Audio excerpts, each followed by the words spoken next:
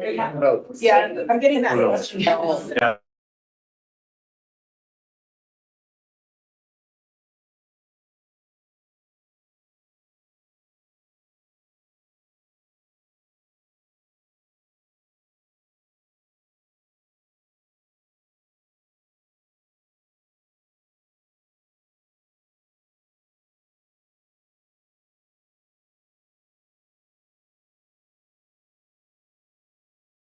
Let's go ahead and get this Commissioners Court meeting started, June 10th, 2025, Brewster County. Call this meeting to order. Well, I'll have the invocation by Reverend Portillo, please. All rise for the invocation.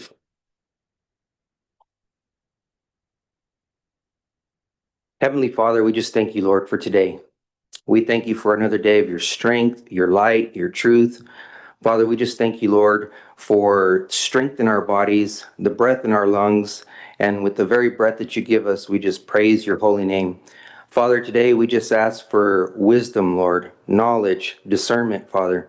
Father, we just thank you, Lord, for your presence in this place, and we ask that you would just, every decision that is made, Lord, that it would come straight from you, all the wisdom and knowledge that you give us each day, Lord. So we just thank you for everything that you've done, everything that you're doing, and everything that you're going to do. In the mighty name of Christ Jesus, we pray. Amen and amen. Amen. Amen. Thank you, Tom. I pledge allegiance to the flag of the United States of America, to the republic for which it stands, one nation, under God, indivisible, with liberty and justice for all. Honor the Texas flag. I pledge allegiance to thee, Texas, one state, under God, one and indivisible. All right, good morning, everyone. When you don't have it. All right, let's do number 4, Commissioners Court minutes of May 27th. Yeah. I move we accept the minutes as presented. All right, motion to accept the minutes as presented. I'll second. A motion and a second. Any discussion? All in favor, say aye. Aye. All right, number 4 is public comment. Let's see, any compliments are always coming to me. Complaints today go to Memorial. Bring it on. All right, no public comments? All right, number 6, recognitions and announcements. Anything from the court this morning? I have a small screw arm deal, but when we do that resolution, I'll. Okay, that'd be great. Anything else from anybody? No. Sarah, anything happening in South County? It's raining. Yay. Did y'all get rain last night? No, it started this morning. Good. Did the ghost town? It looked like it was pretty widespread. Love that. Mm-hmm. Mr. Ortega? anything from you? Oh, we're good. Marathon's still standing? Marathon's still standing, they're still having some graduation parties. Got some more coming this weekend. They're more, they haven't ended yet. Oh, good. All right. No bad reason to celebrate. Okay, number 7, county judge report real quick. On your computer is just a generator report. If you guys recall, we engaged James Alt to do quarterly reviews of the generator. And that's working really well. Just happy to report that they're all working fine. They all start up. They all have oil in them. There's no bird nests. And they actually come on when the power goes off, which is kind of the intent. It's nice when they do that. Right. Yeah. We're going, So we're going to keep doing that. I think that's money well spent. I'm getting Kelly to, build a wall around that generator in Marathon, Okay. because they still can't get them to quit Water in the generator. watering the generator. That's all that. It'll help with noise too. Okay, I'm gonna jump a little bit because I got some folks here that probably don't want to listen to all of our stuff today. So let's do number 10 next. Rick Stevens from the city of Alpine. Good morning, everyone. I apologize for not being around for a while. I had some personal things have been off working. Give you a quick update from a council perspective. We had a city council meeting last week. Items of note, we signed an agreement with Angelo State to handle all of our IT security. We found we had some holes and it's free, so we were happy to sign up for it, take care of all of our IT infrastructure for the Let system. me ask you a question. I saw that. Sure. So are they like your network or what are they doing? They're managing our firewall. So they're making sure everything stays out and they have all the software they'll be putting in to make sure if anything tries to get through, they clean it up, push it back out. So basically, they're creating the wall around the city. And that's a free service by They're free service, yes, sir. Angelo State? Angelo State, yes. Wow. Yeah, so we're really pleased to be able to get that approved.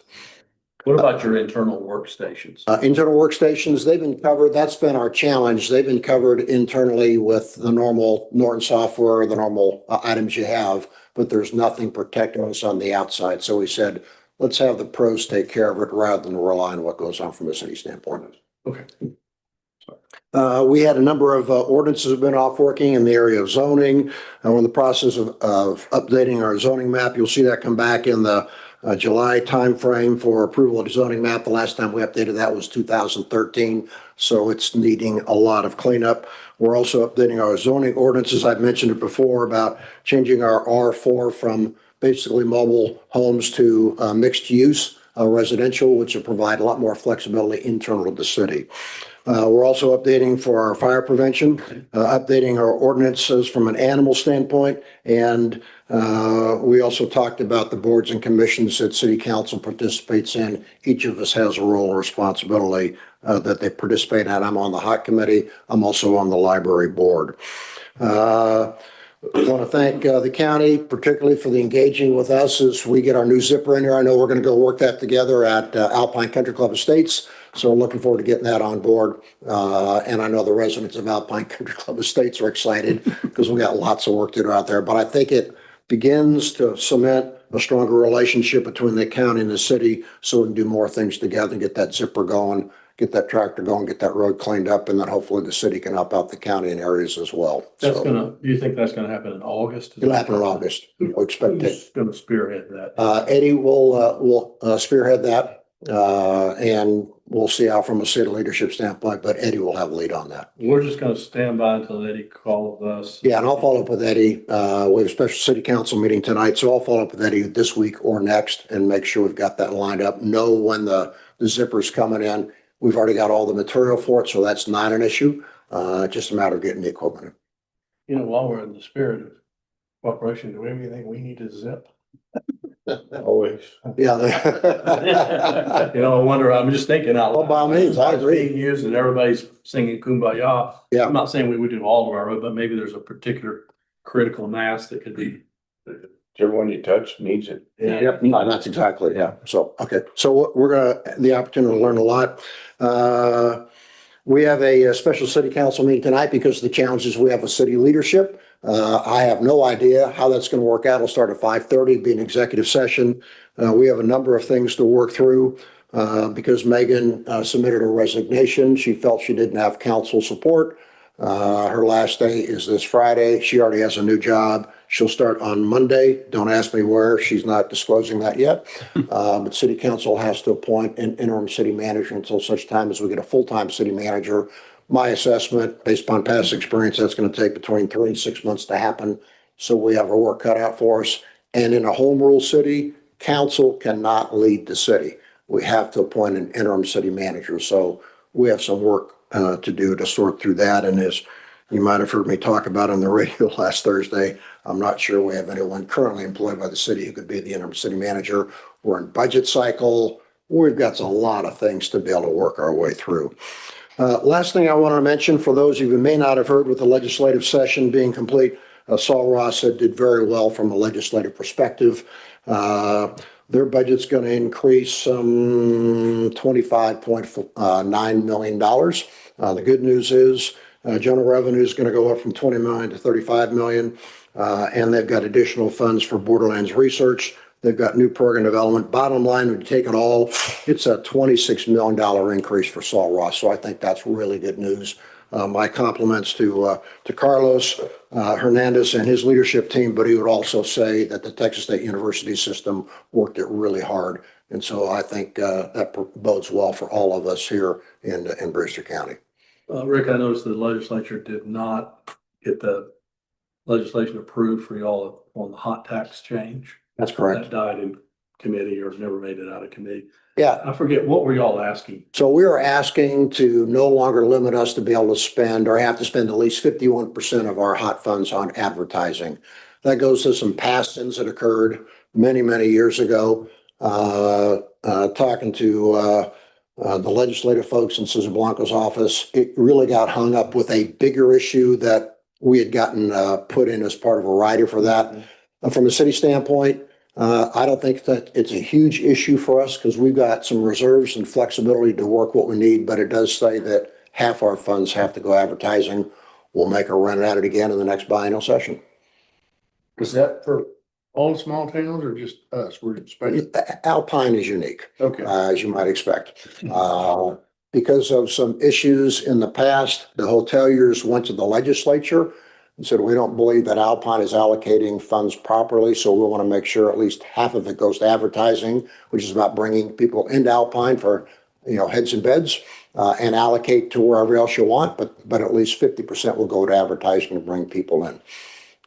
So we are unique from that standpoint. You know, what's interesting about that, all that legislation for hotel tax, every single county, city entity is specifically addressed in the legislation. Yeah. It's not a broad. No, it's Not at all. pilot off, Yeah, very it's very specific. strange. Yeah, so you got to go working individually. So that's where we're at. Okay. Okay. Thank you. All right, any questions for Mr. Stevens? Thanks very much. Thank you. Sir, thank you. All right, next I'll take number 11, which is a presentation by Jake Garrett, who is the appraisal for the Central Appraisal District. I asked, Jake and I have been having some dialogues about, appraisals and values, and I thought it might be helpful for Jake to come in quarterly and tell us what's happening at the appraisal district, since we all get asked questions about And appraisals just went out. values. By the way, I'm mad at you because I got a letter from you. Yes, that means your appraised value increased. Yes. But I saved them some money. You didn't get a letter? All right. I guess, thank you guys for having me. My name is Jake Garrett. I'm the Deputy Chief Appraiser at Brewster County. First, I'll kind of introduce myself, give some background and some institutional history. I'll talk a little bit about what the appraisal district is and what its functions are. I apologize if you guys know all this stuff already. I just want to make sure we're all on the same page. And then I'll have some comments about tax year 2025 notices and protest procedures. So I grew up here, graduated in 2009, left the area for college, got my undergraduate degree in economics. Between then and now, I attended 2 years of law school, decided the profession wasn't for me, but I really liked the substance of the content. Anyway, I moved back to the area in 2023, and I was hired as an appraiser trainee in February of 2024. My understanding is at that time there had been significant turnover at the appraisal district. The board had just hired Chief Herrera, who was chief appraiser between, I believe, the end of 23 and July of 24, when he received a better offer from another county and went over there, leaving myself and the one other new hire as the only two full-time appraisal staff in the office. And that is still the case today. We have two full-time appraisers responsible for around 21,000 real property accounts. Well, 21,000 property accounts total, maybe 15, 16,000 of those are real property. The point being, there's a whole lot of stuff we're responsible for, and we've got two people to do it.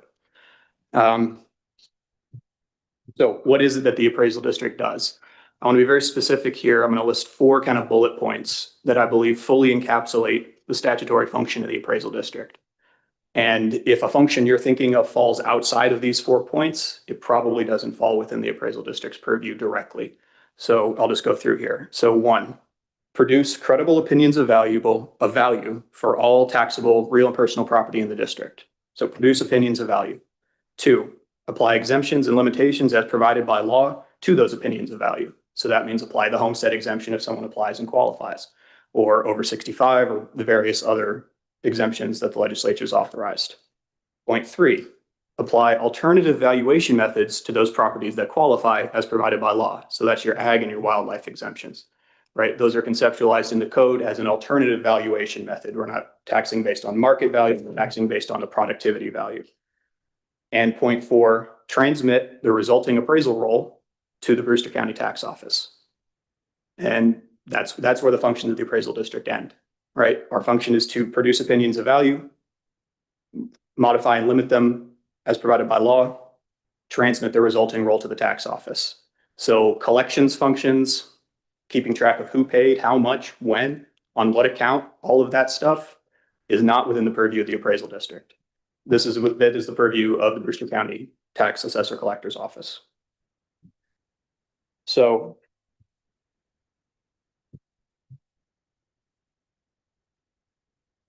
entering this role, the biggest challenge we face is that we're inheriting the work that was done in the past. So the appraisal district uses a mass appraisal model, a computer model, to generate these 20,000 plus opinions of value for all the properties in the county. You can think about this computer model as a big complicated machine with hundreds of moving parts, things plugged in crossways, this ways, that ways. And every couple of years, someone has come along with a new idea about how to fix it. And so they've added some new gears and some new levers and some new plug boards.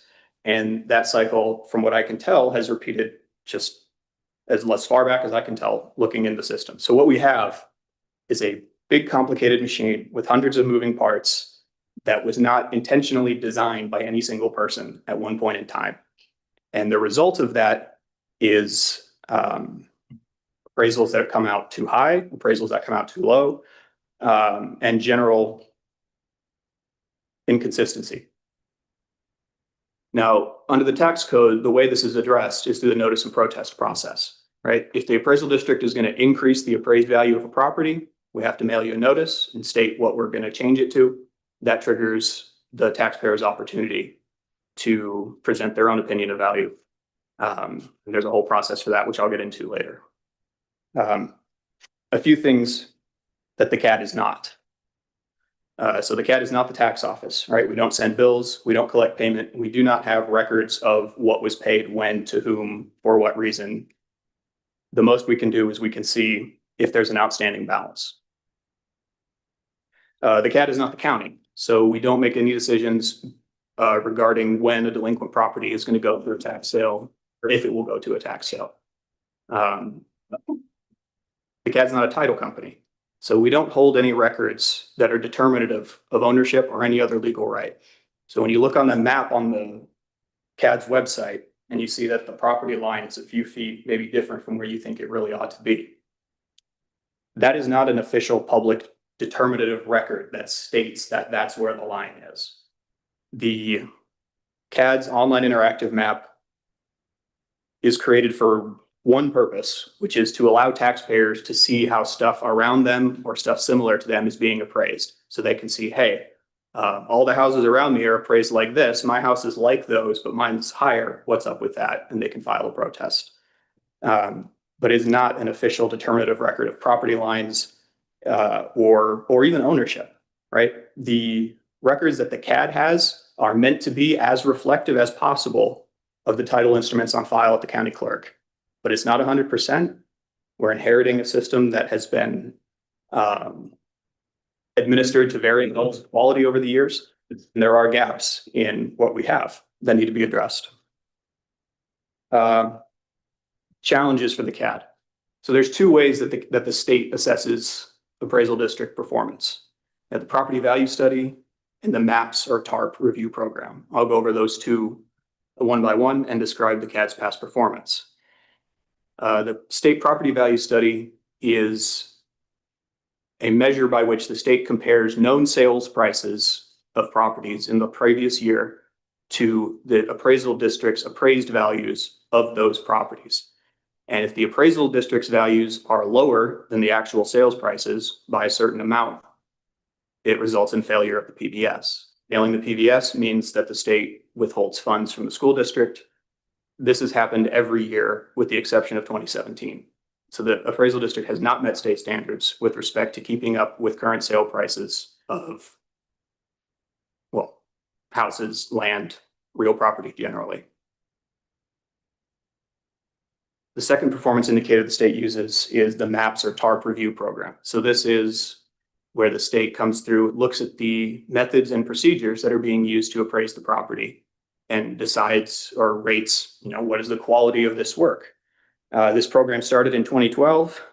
Brewster Central Appraisal has never passed this standard.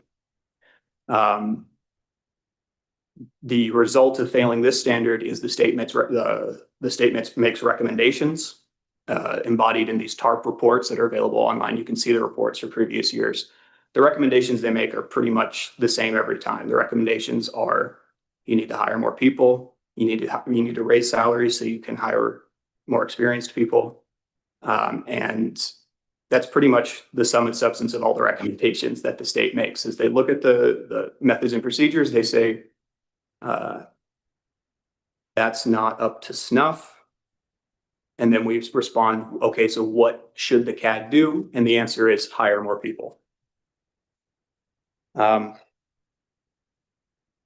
so that's enough of the history stuff. I'll get into tax year 2025, notice and protests. So I believe that in prior years, the practice was for the appraisal district to send a notice of appraised value to every single property in the database, every single property in the county. This is not required by law, and it's not generally done throughout the state. The law requires us to send notices of appraised value if you purchase the property after, in this case, if you purchase the property after January 1st of 2024, you should receive a notice in the mail for tax year 2025. If your appraised value has increased by more than $1,000, you should receive a notice of appraised value for tax year 2025. If neither of those things are the case, then you're not entitled to a mailed notice. However, you can still protest your value. You can still check your value online. You're not being denied your right to protest by not receiving the notice in the mail. So when it comes to the deadlines, if you were entitled to receive a mailed notice and did not receive it, the normal filing deadline is not going to apply, right? The filing deadline for your protest is going to be 30 days after when you get the notice that you should have gotten. If you were not entitled to a mailed notice, you can still file your protest after the deadline. The CAD will still review your protest. However, the appraisal review board may decline to hear your protest depending on the circumstances. So suggestions for your protests: file early, state your opinion of value. And if you're wondering, should I protest this or should I not? There's two questions you can think. One, would this property sell for the CAD's opinion of value? If you think no, state your opinion of value, and we'll absolutely engage in a good faith discussion about what the real market value of your property is. The other thing to think of is, too, are there numerous properties similar to mine that are being appraised lower than mine? If so, which ones? If you bring those through and point out that, hey, my house is higher than all the other similar houses around me, we will make an adjustment based on equity. The Texas Constitution and the tax code requires us to balance market value appraisals with equity, meaning everybody's appraised at market value.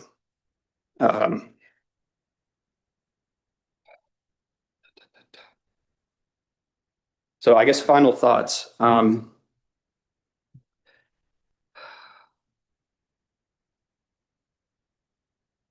This is an immense challenge to try to actually implement the tax code that the state legislature has promulgated for us. The CAD, from what I can tell, has not been very successful in implementing the rules as written historically. And it's going to take a lot of work to bring the work of the appraisal district up to state standards such that we pass PBS, such that the school gets their funding, such that we pass MAPs, TARPs, and the state. It's going to take a lot of work. And I ask for the public's patience and good faith as we work through this, trying to make significant changes. And I just want to state that the CAD will always engage in a good faith discussion about the value of your property. If you believe your property would not sell for the CAD's opinion of value, you should file a protest, and either myself or the other full-time appraiser will reach out and we'll discuss the value of your property with you. If we're not able to reach an agreed value, we'll schedule a hearing before the appraisal review board, and we can go through the full formal process, and the appraisal review board will set the value. That's all I have. Are there any questions, comments? I've got two questions for the, one is a comment just for the commissioners, just so y'all, I wanted you to come, just if you have your constituents that say I didn't get my appraisal, value notice this year. That's a change. The theoretically, that's a good sign because they did nothing changed, but they can still get it. They can still protest. So you may get those questions because this is something new. Yes, yes. And I know that in the past 2 years, the district made substantial mass adjustments to pretty much all the real property accounts. So if the vast majority of the real property accounts increased in value, then they were all required to receive a notice anyway. And so at least for the last 2 years, I believe pretty much everyone got a notice just as a result of the fact that all the values were going up. We have not made wide sweeping Do you upward think you're going adjustments to this hit your year. state number this year? I can't say. Okay. And then the other question is, it's old age disease. I can't remember what my third question. I'll think of it in a second. But the homestead exemption. Yes, So the legislature just passed a new homestead exemption. I can't remember. Does that be approved by the voters? I believe so. I believe it has to be a constitutional amendment the way they. So what I don't want is the snafu that we had this last year so we won't know until the second Tuesday or first Tuesday of November whether the people of the state of Texas passed it. Correct. And that means are we holding back tax notices until that happens, I guess, right? We're not going to send out values and then send them out again if it changes. No. So my understanding, and I haven't, once again, it's the tax office that ultimately decides when to send the notices. But my understanding is that we're going to not send bills until the election is over and the results of that election have been implemented into the system. But So if the voters pass that exemption, and I have a strong feeling they probably will, I agree. it's up to the appraisal district to go in and adjust those values downward by the new exemption, right? Correct. Although it's a pretty straightforward process, right? There's a text box in the software, and right now there's 100,000 in there. And if the legislature says the exemption is now 140, I go and I put 140 in there. It's pretty Hit the straightforward. recalculate button, and it applies that greater exemption to all the properties that have a homestead. So it's not going to be a tremendous amount of work to implement that change when it happens. And I anticipate it happens, and we're planning for it to happen. But it does mean that actual tax bills, it would be wise to not actually send them until. I'm assuming we're not going to do that. I would assume so as well. I'll check with Sylvia. Did y'all decide what you were going to do on your homestead audits? Not yet. Okay. I mean, I know we have the people hired to do it. I don't know if they're helping you out or not. So on the homestead audit, like if we do have a firm contracted that goes through our database and flags accounts that they believe might not qualify for the exemption being applied.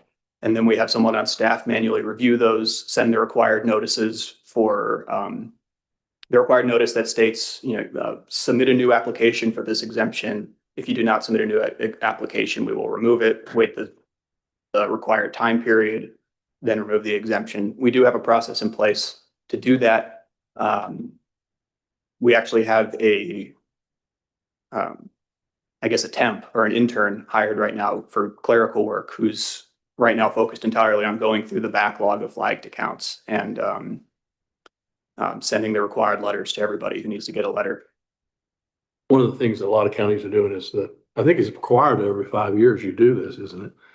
I believe it might be a new requirement, the homestead audit. I'm not sure if it's new or not, but it's definitely in effect now, and we have to comply with Make it. sure that people aren't claiming two homesteads, and that's been a big issue across the board. So, Yeah, or claiming two homesteads or a homestead remaining on a property when the person who qualified for the homestead no longer lives there or has passed away, or there's a number of situations where a homestead exemption might be applied to an account that no longer really qualifies. And when the firm identifies those accounts and flags them, that sets up for us to review it and start the process for removing the exemption, because you can't just remove it outright. You have to send a letter saying that we're going to remove it, and here's the application. If you still qualify, please reapply, and we'll just put it back on, no problem. There's a bunch of steps that you have to do before you can remove an exemption. sure.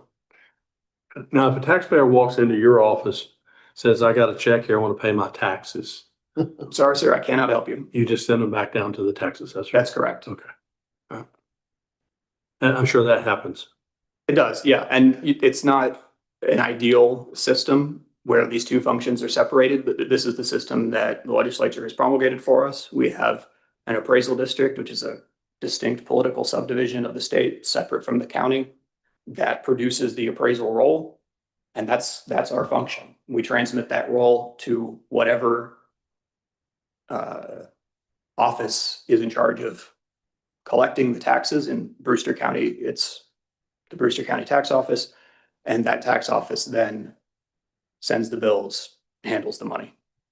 We've been really pushing the appraisal district to change their formal name. Normally it'll make a huge difference, but really it's the Central Appraisal District of Brewster County, not the Brewster County Appraisal District. It sounds trivial, but when you put Brewster County Appraisal District, taxpayers think it belongs to us. Yeah, it's definitely, And it doesn't. it definitely leads to confusion. And I agree in principle, like we should change the name to something that makes it more clear that the appraisal district is a distinct political body, that we don't directly answer to the county commissioners, and it's not the county commissioners' fault if your appraised value changes. Right. And that's okay. That's just part of the job. We get those Yeah. questions, but the more we know about how to funnel it in the right direction, the better off we all I'd are. like to say something here. Jake, he's correct. He fell into a hornet's nest. And, you and your people are doing, we've made great strides forward. And that's due to you and your folks. Thank you. And, I mean that. And, the maps, people in Austin say, well, to get better, you gotta hire more people. Okay, we can't, the CAD can't generate money. The only way we can generate money is to charge the county, charge the school more money. Well, nobody likes that. Right. And We it's catch hell over that, so. It's a particularly tough ask of the school district when Yeah. our office's persistent failure to meet state standards has resulted in underfunding, Right. not getting state funds. You can't blame them for their anxiety on that. Absolutely not. No, if I were in the school district's position, I would be saying, I need to see some results before I authorize any more funding for you guys. Yes. What is your ideal staffing level and mention the funding? Who funds you? Do you have a budget item for more staff? So the general way CADs are funded in Texas is the CAD board of directors comes up with a budget that they believe this is what is required to run the CAD for this next cycle. That budget, there's various, I don't want to get too far into the procedural detail, but there's various options for the taxing units to veto the budget or have input on what the final budget looks like. At the end of that process, there's a number that's set. Easy. So let's just pretend that number is $100,000. Then just for easy math, if the CAD's budget is $100,000, the amount that each taxing unit pays out of that 100,000 is proportional to their portion of the levy. So what that boils down to is the taxing units that collect the most taxes pay the higher percentage of the CAD's budget. In our case, it's large. It's Alpine ISD and Brewster County really pay the vast majority of the CAD's budget I because think the school districts across the state. yes, and that's typical. Like most Yeah. CADs, it's the school district is the biggest. The school district collects the most taxes of all the taxing units, and therefore their allocated portion of the CAD's budget is the largest of the taxing units.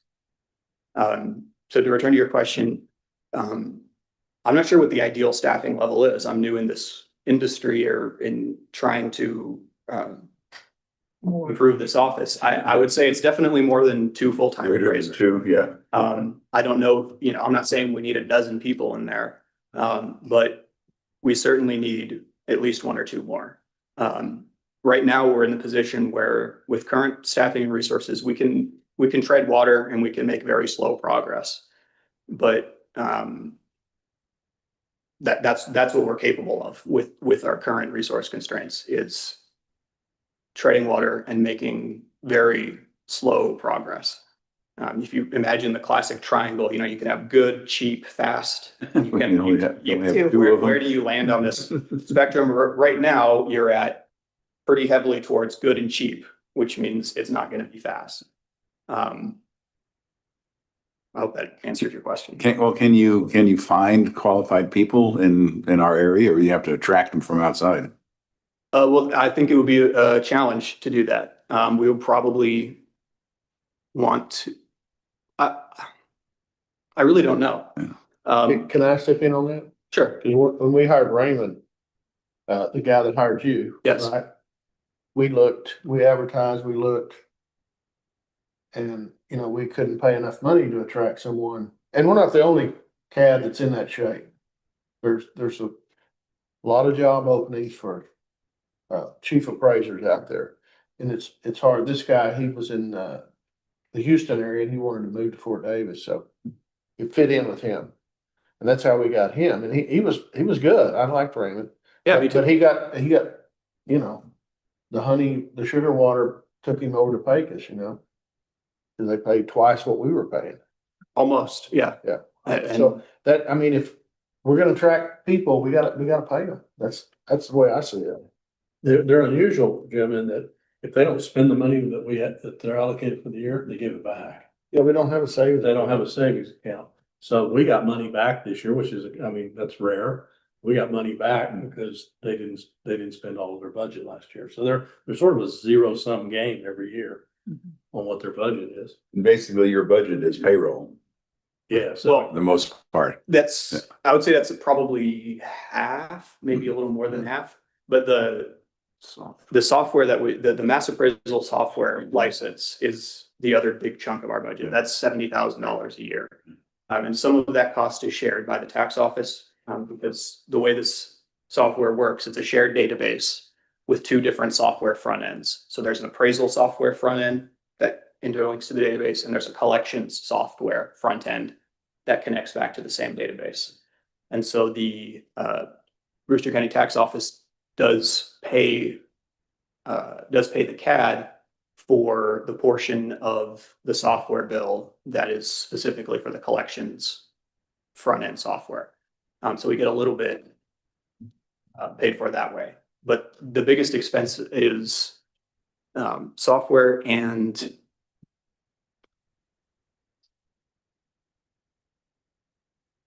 personnel. Yeah. And the building you're in is a county building? no, it's a privately owned building. Right, okay. Payment. Oh, you're just renting the building? Rent it. That's correct. Okay. Yeah, my understanding is we have a 5-year lease. Yes.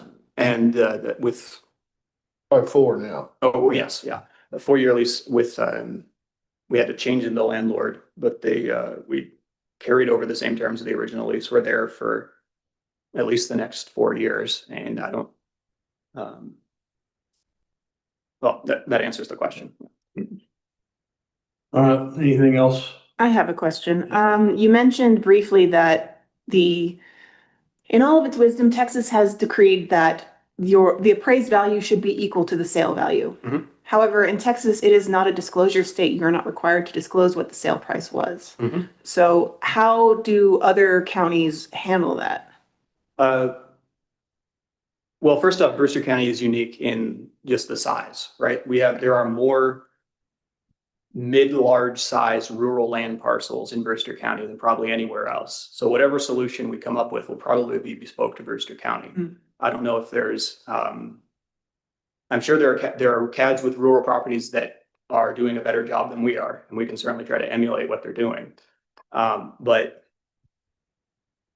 we have two kind of concurrent problems, right? We have one, the methods and procedures that exist, even if optimally applied, might not really work in this kind of situation. But before we even get there, we have two, the methods and procedures that exist have not been done as well as they could be. So it's my goal to do the methods and procedures that exist as well as they can be done.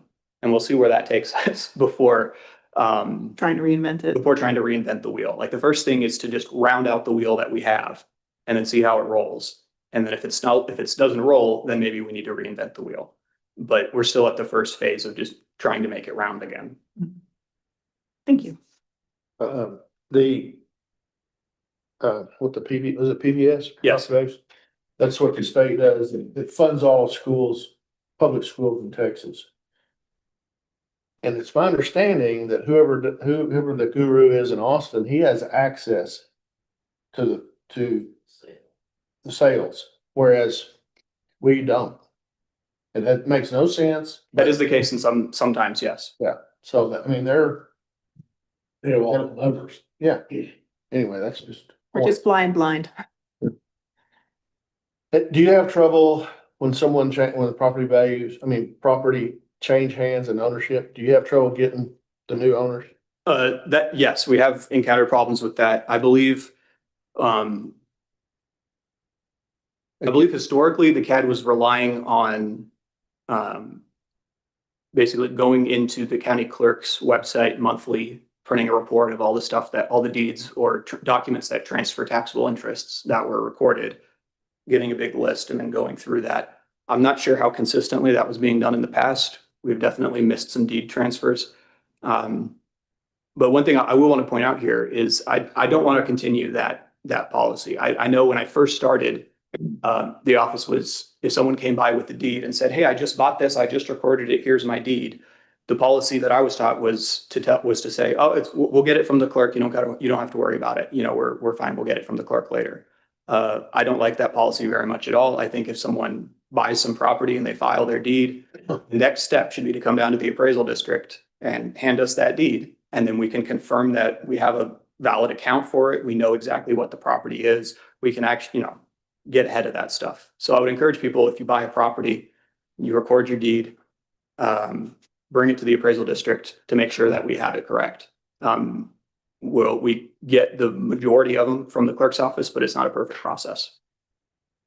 So right now, the clerk is sending you a copy of the deed? No, the clerk doesn't send us anything. We go in and access the publicly available county clerk website. Mm-hmm. And, you do an advanced search, you tell it, within this time frame, these types of documents, print me a report. That's the way the ranch used to do it when I was there too. Step that we need to add somewhere. Yeah. Yeah, I mean, I'm not optimistic that the public is going to show up in your, first of all, they probably don't know they should take the deed to you and show it to you. I don't know. It's great to think that they would do that, but my guess is they're gonna, the title company's filing with the clerk. I've got my house, everything should be taken care of, right? Yes. Well, also the other side of that is that you could get a deed from Mickey Mouse. It doesn't mean you actually own the property. That's correct. And that kind of brings me to one of the points I made here, that the appraisal district records are not determinative of ownership. They are a reflection of what's on file at the clerk's office. So if at the clerk's office, you've got two conflicting deeds, you've got this deed says Bob owns it, and there's another deed here that says Tom owns it. Bob and Tom are going to have to go to court and figure out who owns this thing. The CAD cannot have has no role in that process. If somebody finds out that their tax account has been transferred to somebody else, they might get very mad at somebody. They might not know who to get mad at, but. That's correct. And I see yes. Yeah. And then, these are very much case by case kind of situations. It's part of the fun. All right. Thank you for your time. Jake, I'd like to see maybe pop in here on a quarterly basis and bring us up to date with what's happening. We're very supportive of this. Value is important to the commissioner's court because that ties back to our tax base.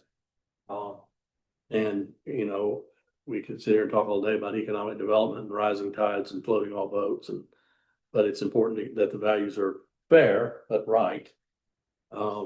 So that everybody pays the load for the taxes, not just those that have done all the paperwork right. Exactly. And that's part of our problem in the county is we have a tremendous, not only do we have a collections problem, which has nothing to do with you. We have, deeds and proper paperwork problem, and that's what you're working on. So thank you for your work. Thanks, Jake. Thank you. Good job. If you guys. All right, guess who's next? I can't. Let's do, I've got you broken into two pieces, Casey. So let's do number 9. Let's do the county roadmap first. That might, after listening to Jake's depressing talk. At least it's screw worms. I just want to say too, Jake Oh. is a major asset for me and what I do in the addressing world. He's huge. what he's doing and what Brewster County is doing. I work with 5 counties out here. Brewster County is winning the war on parcels and information. So just want to say that real quick. All right, Casey Muratori here, Rio Grande Council of Governments. Been working with the judge, a couple other folks on our county roads. We don't have an official county road map. 911 in my data does not have the distinction within it. We honestly, from an emergency services standpoint, it doesn't matter. If it's county road, state, private, they have the right to cross whatever road that they need to. So we've never had that information. We've had to create that in order to create the map for you. So I provided a couple months ago, something like that, individual maps for every Brewster County road that I was able to identify based on Frenchie Causey's handwritten list of all of the county roads, okay? We put that together. It was overwhelming. To be quite frank, it was overwhelming. It was a lot of information. What I have for you today, the judge requested that, and I know it's a big bundle, I didn't really want to roll them out. These are individual maps of your voting precincts that display the actual county roads within that precinct. I've also broken it down so that there's an individual spreadsheet visually on this map that tells you all of the county roads that are within your precinct. I do still have the master spreadsheet. I still have all of the individual maps. Anything you guys need for reference, I think I've given you an overabundance at this point as far as reference goes.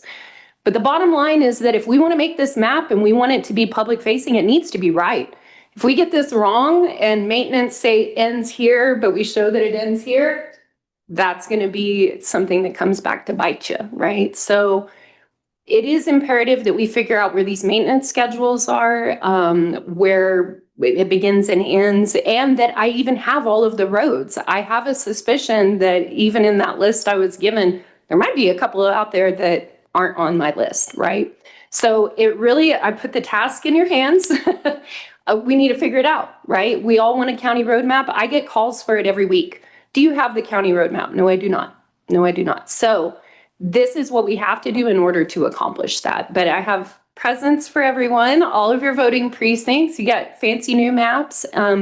Only information displayed is the county roads. So there isn't cluttering of other roads or anything like that. It is literally only the county roads. You have about precinct and you have the whole county too. I do not have an entire county. You can read them. If I was to put that in one map, you can read them. And in fact, you'll see I had to do all sorts of pop outs just to pull the information so you could actually read what the road name was. The regions are massive, you know, so, and that's why they're in a 40 by 40 format, because there just is no way to get all that labeling to display. Looked at the 2007 county road map inventory.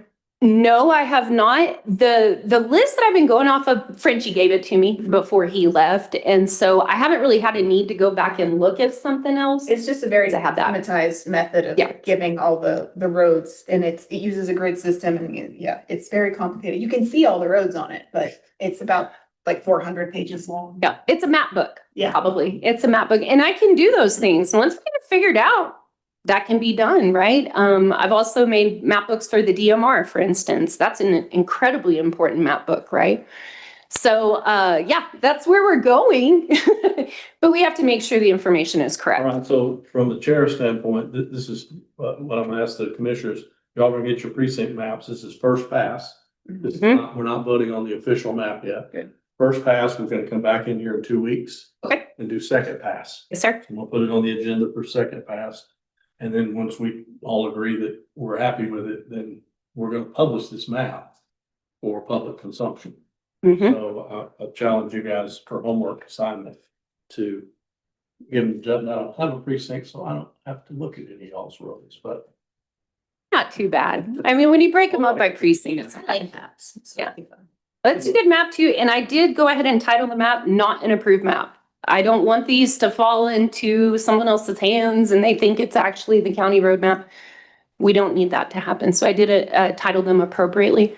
When we get finished also, there will be a PDF of these maps, right? So that's something you can put on the website and incorporate digitally into the county system. everybody good with that? Yes. All right, leave those maps with us and we'll. Okay. Do you want me to leave these at your office? I hate to.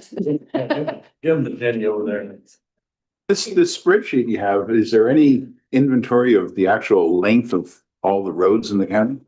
have that on the spreadsheet, but I can gather that information. Absolutely. Now, I kind of want to wait on a full assessment of that until we know, right? Officially where that maintenance begins, ends, the full extent of the roads. We can get a 100% accurate reading on what that distance is. It's an automatic setting in my data to generate that length. The length of each road for. Yep, every single little segment of road has a length on it. Yep. So I didn't put it into the spreadsheet, but I can. Absolutely. Just asking. Okay, we're gonna move on to 12 then. Why don't you, you've got three, looks like you've got two items that need approval. Yes, sir. Okay, the first one, I have been working on this for 2 years. Big Bend National Park. This is a really, really big deal that I've been working on this. I've been working with Scott Bratton, who is dispatched down in Big Bend National Park. He is a wealth of knowledge as far as trails and locations are concerned. What is alarming about Big Bend National Park is that none of the hiking trails or campsites have ever been added into the 911 data. So when we get calls in the backcountry and it's a little GPS point that pops up, we have no idea what trail they're on. We don't know what campsite they're close to or any of that information. And that's assuming that the technology actually triangulated their position, right? So it's incredibly important that we get that information into the data. People are injured and die out there every year. With that said, I have added 100, or I'm seeking approval today to add 120 hiking trails in the Big Bend National Park, in the park. These hiking trails range from little amphitheater trails to ridge lines along mountains. There's a massive, massive network of hiking trails in the park. Once we get these added in, then I'll be able to go in and add an addressing point at the campsite itself, which sounds a little silly on the surface. It's a dispatchable location. It recognizes those coordinates and can convey to your dispatch, hey, this is where that call came in from. Okay, so this is a really big deal for Big Bend National Park. We need to get this done. It should have been done 10 years ago. So that's a big one. Really, this is more of a formality on the trails, right? I want to also add that on the title for the roads, we obviously have, the name, but every one of them will be labeled as a trailhead. I want that distinction to be immediately visible to our dispatch whenever you call into 911. And to explain that right quick, if you're in the park and you call 911, you don't get a park ranger. You get dispatched up here at Brewster County Sheriff's Office. Okay, so that dispatch needs to understand the location in order to tell the park ranger where to go. So that's where this importance comes in. But yeah, once we add all of those trails to it, which this is just the tip of the iceberg for me, getting it compiled to this point, we'll need to go in and then draw those trails and add those dispatchable locations Is after the that. park working with you to match your name with their name, make sure the names are matched? I'm matching theirs 100%. I'm not even going to fool with that. If it really, truly, they're not roads. They are trails. They'll appear as a road to dispatch, but I'm not concerned with that. There's a very well-established system with those trails and their maps and everything that they provide the public, their websites, all of those things. So I really don't want to deviate too much from that. But each one will have that distinction of trailhead on it. So My question is about, there's three here called Placemark 1, 2, and 3. yep, I don't know why they called them that. But the distinction of 1, 2, 3 is something, actually, that is one thing I have added and what I will be conveying back to Scott at the park so that he's aware we have 3 different assets here called that. So Now, the reality is that many of our lost hikers are not actually on the trail. no, they aren't. They've wandered off into the desert, but at least you can have a GPS that will get you, you can say they're near. That's correct. Because Barufa Vega is the classic trail that people die on and get lost on. So you can at least know that they were probably on the Marufa Vega. Somewhere near a trail. Exactly. Because the technology is there. If there's a strong enough signal, we can 100% pinpoint where you are. Then that would give us at least some sort of information and understand the trail surrounding it and whatnot. So How to get there. yeah, exactly. You can't go in a straight line. You can never Yeah. go in a straight line. You can't make a funny story. We made a rescue some years back on a guy that was an elephant tusk. He got way off trail and he was hitting us with his beacon, Mhm. his, whatever you call it, the search beacon. Way Well, overboard. he didn't have it programmed to Latin long. He had it programmed to some Canadian, Oh, no. Latin long, so we couldn't find him. We finally figured Went out. to Alberta looking. Yeah, we went looking for him, but we're way off. We were off by miles. Yeah. Because we didn't have the right coordinates. So there's 1,000 things that could go wrong, but this is a step in the right direction. I'd entertain a motion for this. Absolutely. Second. All right, I'll make the motion. Ruben Okay. second. Any discussion? All in favor, say aye. Aye. All right, you got another one. Excellent. All right. Cesaria Creek Road, and my printer kind of fritzed out this morning. I wasn't able to print these for you guys, but I think that Jenny maybe got it onto the drive for you. Cesaria Creek Road. This is a road interlingua ranch that has never been named, is what it is. The right of ways there, the easements there. We've sold some, or somebody's selling some property back in there, and we need the road for the There's address. houses back there. There is not yet. Yep, not in this one. Alamo Yeah. de Cesario. You know where that- Creek. So, yeah, there's history to that name. Alamos, Cesarias Alamo Creek. So the Mescaleros captured a Hispanic girl years and years and years ago. I don't remember what the year was. Her name was Cesaria. They took her back into Agua Fria, tied her to a tree, and her family found her. They actually hiked back in there and they found her tied to the tree. Her name was Cesaria. Alamo standing for cottonwood, right? Cesarias Alamo. And that's what the creek is named, actually, that this road is right next to. And I love it whenever I get to do history things. It kind of gives me goosebumps. Yeah. I know where Alamo de Cesario is, so I have an Yep. idea. Yeah. It's back where the surveyors argue over where the property lines are. Yeah, probably. Yeah, well, you gotta be specific. That could be anywhere down there, but no, we are bringing to light a history that's probably been forgotten by most people. And so we're excited about that. I like it when we can do that. Terry, you want to make a motion? Sure, I move to approve Cesaria Creek Road. Second. Motion and a second discussion. All in favor, say aye. Aye. Aye. All right, any updates? Not a lot of updates today. I've spoken enough already as it is, but if anybody wants access to Eagle View, get in touch with me. This platform, that's what I've been using with Big Bend National Park to determine where these trails are and whatnot. Spoke with Mr. Rick here just earlier. We're going to work on the water department, right? City of Alpine. This platform has pseudo GIS capabilities.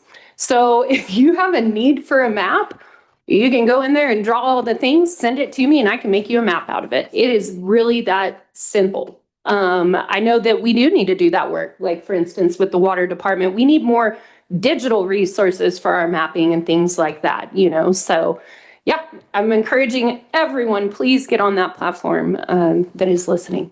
All right, thank you, Casey. Appreciate you. Thank you very much. All right, I'm gonna go back to item number 8, which is the Brewster County project list. Nothing's huge here, but let me just, if you guys will go to it real quick. I updated it from the last meeting to include the 33,000 we approved for the roll doors. That project hasn't started yet. I was asking this morning, they're getting all the materials together. We ought to get that done here the next couple of weeks. I've added one thing for approval or for discussion this morning. We needed a new propane tank over at the Valbeer complex. The old one is rusted, dry rotted. I don't know, the tank's dry rot, but basically wore out. Not me, no. So, and it's not big enough. We're having to fill it much more frequently than we do. So we ordered us a 250, a larger tank. What do we get, 1,000? Yes, sir. Okay. And the cost of that is $3,800. Apparently, according to my esteemed colleague to my left, says that the propane companies don't give away propane tanks anymore. They charge you for them. So, anyway, Lucky I got one, this will be the Brewster County tank. Yes? It's like buying a new truck and they charge you to fill it up. Right. Yeah. They ought to give you that first one. So I would make a motion that we add $3,800 to the project fund and use that money to buy this. So moved. Motion in a second, discussion. All in favor, say aye. Aye. Ruben's gonna show Ruben is abstaining. Yeah, all right, that takes care of that one. Melinda, that'll take that one off that list, okay? Well, it's still gonna be a budget adjustment. Yeah, I know, but on that one. Yeah, okay. All right, let's go back to number 13, review, discuss, and take possible action to declare the following items. There are 4 items out at the road and bridge. These are everything from old pickup trucks to, Wait, what? is the 2003 the Peterbilt that we're, Judge, we can't declare that one quite yet, which one? the Peterbilt. Okay, is that the one that we have in El Paso? It goes to El Paso every 5 years? That's the one that goes to see the doctor. We're still using it. That's Yes. right. Okay, all right. So the first 4, 62 GMC. First 3. I'm sorry, first 3. We just need to declare them salvage so we can put them online. So moved. I'll second. All right, Is that 62? Is that a dump truck? No, it's an oil. That's 62 is the old water truck. Oh, okay. Brakes are optional. we're selling it as is where it is. But, who made the motion? Ruben and Morrow. Okay, so it's motion is second. Any discussion?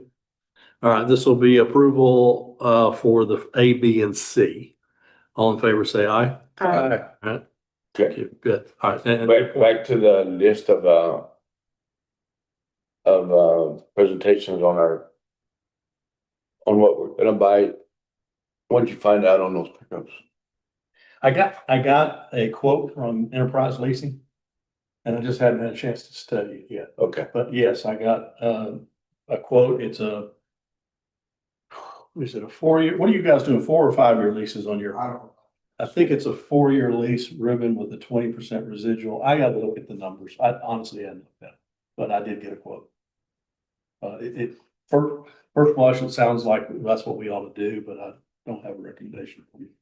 Yeah, I mean, we're driving them right now we're driving them for about $3,000 a year, and now it's probably gonna be $5,000 a year. You mean on the lease payments? No, on the buy, Maintenance. on the buy-in, takes about 10. We're using them about 10 years before we get rid of them, so. I mean, that's what it's costing us, so that's what I guess we gotta. I'll run some numbers for the court next thing. We can look at them side by side. Okay. Yeah. Okay, number 14, the screwworm fly. Well, I want to there was a webinar yesterday put on by Texas AgriLife, Mhm. and I came in here with Luke Hendricks and we watched it. I'll be brief because it was long, but the life cycle, the good news is there has been no screwworms identified in Texas as of yesterday. They're the closest, as they're 650 miles away.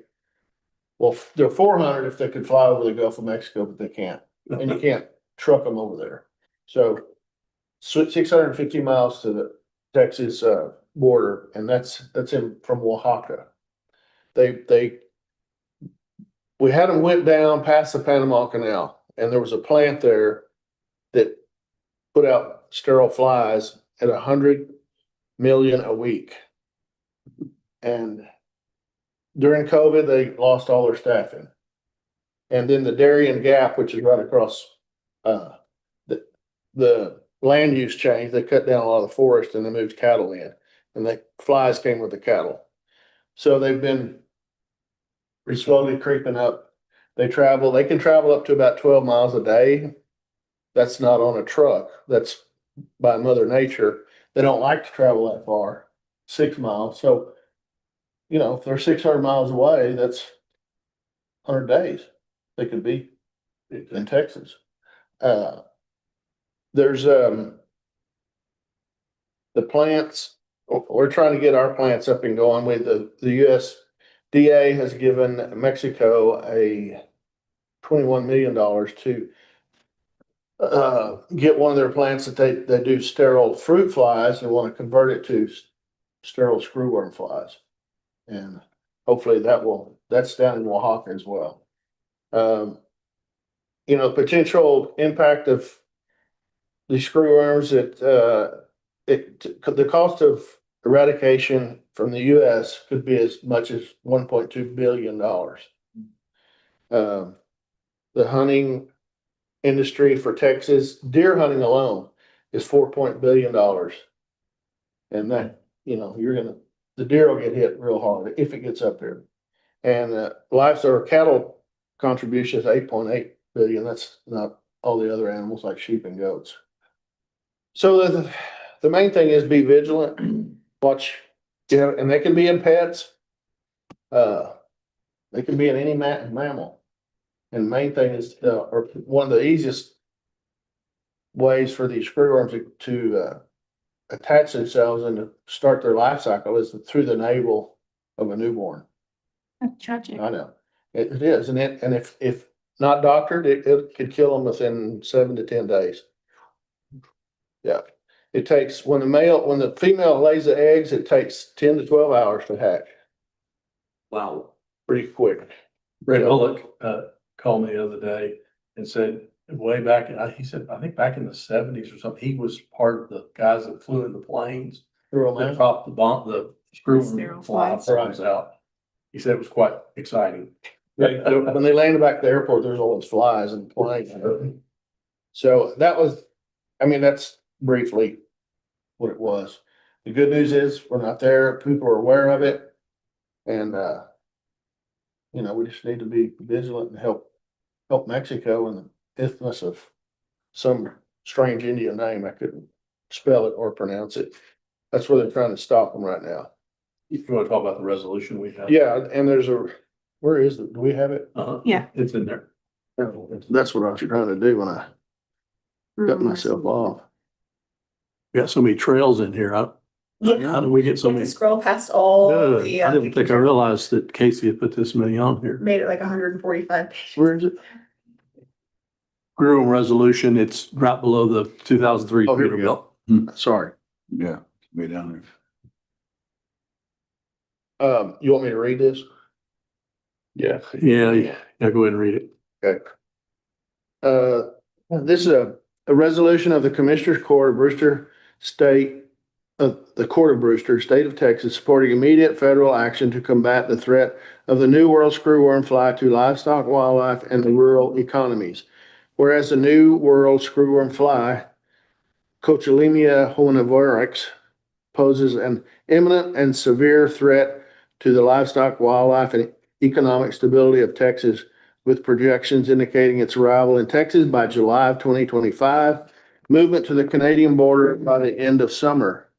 Whereas the Texas Farm Bureau reports that agriculture contributes nearly $868 billion to the Texas economy, with over 12.2 million cattle, 655,000 sheep, and 786,000 goats, making Texas the leading state in livestock production. Where Texas is home to a vast wildlife population, including over 5.1 million white-tailed deer, 150,000 mule deer, and numerous exotic and endangered species such as the Schmintar oryx, Addix antelope, Dama gazelle, and rhinoceroses, which are critical to both conservation and the rural economy. Whereas rural economies rely heavily on hunting and wildlife management, generating over 4.6 billion annually from deer hunting alone, supporting 24,000 jobs and adding 446 million in tax revenue. Whereas the spread of the New World screwworm fly threatens not only animal health, but also land values, rural employment, and decades of conservation success, potentially resulting in hundreds of billions of dollars in economic losses. Whereas current treatment options are severely limited, with the sterile insect technique unavailable due to insufficient capacity at the USDA's Panama facility, leaving the microcyclic lactones such as ivermectin, doramectin, epinephrine, abimectin, and selicmectin as the only viable solution. Whereas livestock feed manufacturers in Texas are prepared to incorporate ivermectin dry premix into livestock and wildlife feeds to curb the infestation, but are currently unable to do so due to the lack of FDA and USDA authorization for access to the dry premix used in other government programs. Whereas urgent federal leadership and authorization is required to prevent catastrophic loss to the economy, environment, and public trust in rural management. Now, therefore, be it resolved by the Commissioners Court of Brewster County, Texas, that the Brewster County Commissioner Court urgently calls upon the President of the United States and all state and federal officials to authorize the immediate production and distribution of millions of doses of ivermectin dry premix for use by livestock feed manufacturers. Mobilize and convert existing military or federal facilities to breed sterile New World screwworm flies, ensuring the operational readiness within 2 weeks. That this court further urges the FDA and the USDA to expedite emergency approval for feed manufacturers to access and utilize ivermectin dry premix in livestock and wildlife feeds across the affected regions. That a certain copy of this resolution be forwarded to the President of the United States, the U.S. Secretary of Agriculture, FDA Commissioner, and all members of the Texas congressional delegations. That this resolution shall be in full force and in effect immediately upon adaptation, passed for approval on 10th day of June, 2025. So moved. Second. Motion and a second discussion. All right, all in favor of this resolution as presented by Commissioner Morrow, say aye. Aye. Okay. All right, done. We'll figure out how to send this to the President of the United States. Sure. You were just up there. Oh, yeah. He and I had lunch. Had lunch. Okay, Much. Thank you. yeah, I think that's it. Good. Anything else? no, that's it. I mean, I could go on about screwworm, but I think we've had enough. The screw worms are. All right. All right, number 15, review and take action. You're still on Hackberry Road. Yeah, I was hoping Johnny would be here, but this is South Hackberry Road. There's a portion there that, it's a rough and rocky road. It's in South Double Diamond. Across. And, through the years, one of the landowners next to it, and he's been real nice and good to work with. For some reason, he resurveyed his property and I guess it'd be the northwest corner. It's almost, it's encroaching on what is supposed to be our easement. And, Johnny's idea was to move the road over, which would be west. But we have to go into somebody else's property there too. So we don't have to act on this today. I just want to be aware of it and I want Johnny to come in and. What does the landowner want? Is he asking for something? He's not really asking for anything, but Johnny told me that, the easement's 30 feet, so we go into your property. Well, could we ask the landowner for an easement? For access for that strip? I don't know, Couldn't they just grant us? I tell you, I think it's gonna be one of those, get the surveyor to go in there and survey that whole road and make sure where we're at. Okay, I mean, it's gonna be a cost, but we don't know what actually got marked where, True.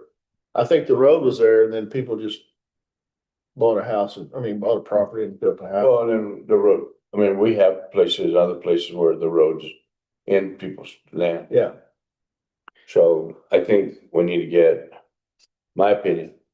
you want to survey just this section? Yes, Right. that Hackberry. This South This Hackberry. one is, Yeah. I mean, this appraisal's was 2000, appraisal survey is 2002. Yeah, it's not the So- current one. Oh, it's nice. He's got a more He current, got a more current one. and it still shows the same thing. That's what I understand. I have not seen it. Johnny has seen it. And he was supposed to get it here, but he had to go to the doctor. I need to see it. Yeah. Well, Ruben, if it's for Kevin and it's recent, Well, or will you pay him to go remark it, He might have been the one that surveyed for this. I mean, it has a survey marked right now, markers. showing that, It's not out in the middle of the road, but it's certainly closer than 30 feet from the Yeah, midpoint. the wind road, it's in The wind road, it's in the wind road. well, it seems to me the easiest thing to do, if we all agree that yes, we're on him or he's on us or whatever we want to, then we just get an easement for that strip. And he just grants us an easement. I mean, we're probably very rarely going to go in there unless there's some drainage or a culvert. I mean, I guess we'll go in there occasionally. We just need to know that we can drive off the road and do our maintenance work. I can't imagine they would be against that. You never know. It's true. It's strange. That's when they want you to turn around sometime. Yeah, Has the road changed since the roads were taken into the county road system? Not to my knowledge, now Ruben might know that, but For my time, so. yeah, that was. you know, been there a while. It doesn't look like it. they granted those easements, you know, when they had to before we could take them. Right. Right. The So, roads where they lay, I assume, yes, not.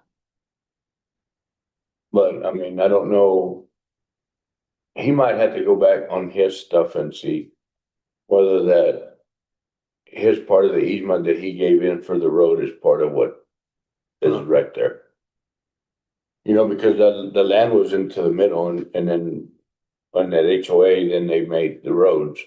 Mhm. So you own part of the road and then they had to give that part of the road up Right. in order for the county to take them over. I own land under a county road and it's never been a detriment. If it only increases property value. Even though I do have a survey marker in the middle of county road, it's never been an issue for me. I was Well- there when I got it. And this gentleman's been really good, about He's it. been real good. What's the court's pleasure? What do I need to do? I say we talk to him and yeah, let's go out and get the survey markers, make sure it's a fresh. We're all in agreement and then, And then look at his paperwork, and see whether that was part of what, When we took the road in, yes. we have paperwork for that. when that road was put in, that was what's the rancher's name? Meriwether. Meriwether. Ralph, yeah. What we don't know is, when they put the roads in, I assume, were they conforming to the 60 feet rule at that time? We don't know. Ralph probably wouldn't.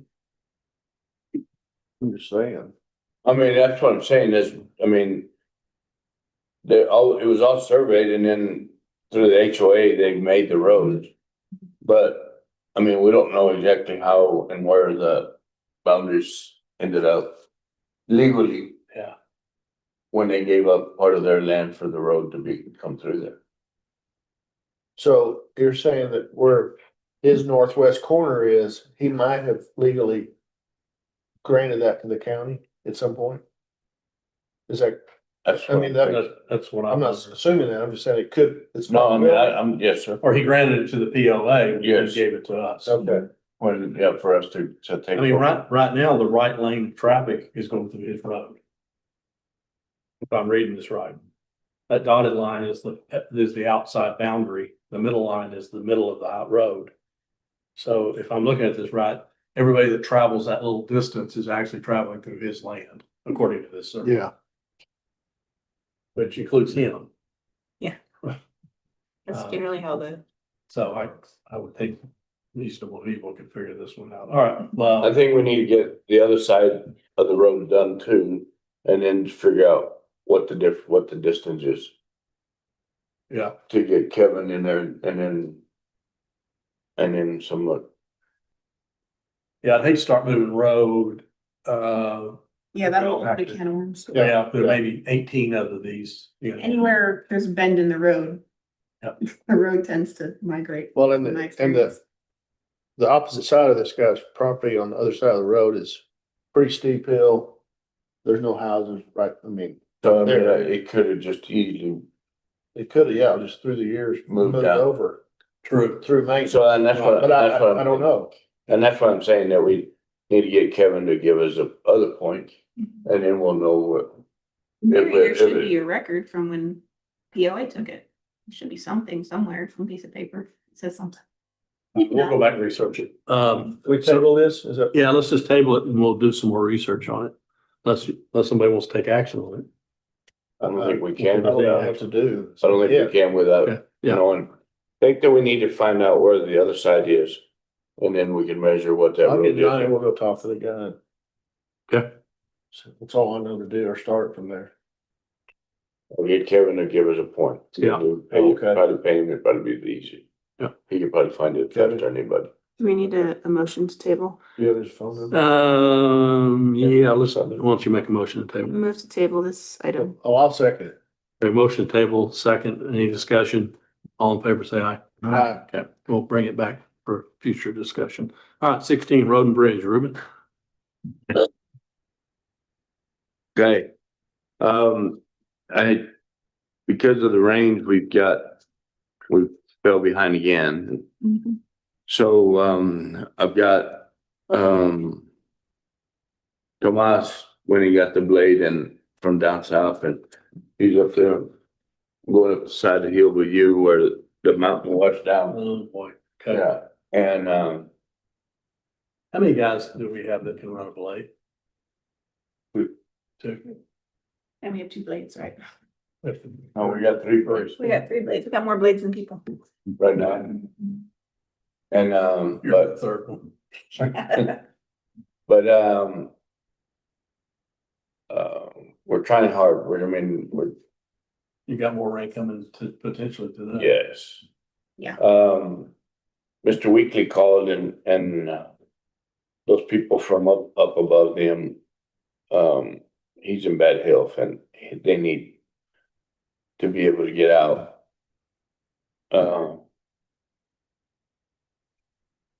They need to be able to get out to go or get to him. Come on, yeah, Yeah, that's a road up, Where's that? it's up past my house, actually. Past his house? yeah, up going up the hill.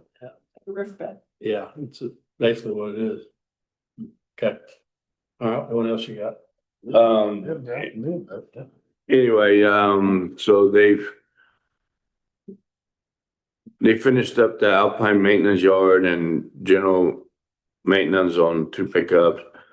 Blade was down on Bench Road. It just keeps raining, which is good. And I need to get that blade out of there, but right now, Mills Road called and he needs to get in there too. So I told him to, instead of coming up here to do this presentation, to get on that blade and maybe in 2 days we can get to Mills or in 2 days, get those roads done up there. When you say Mills, it's Mills and Benj.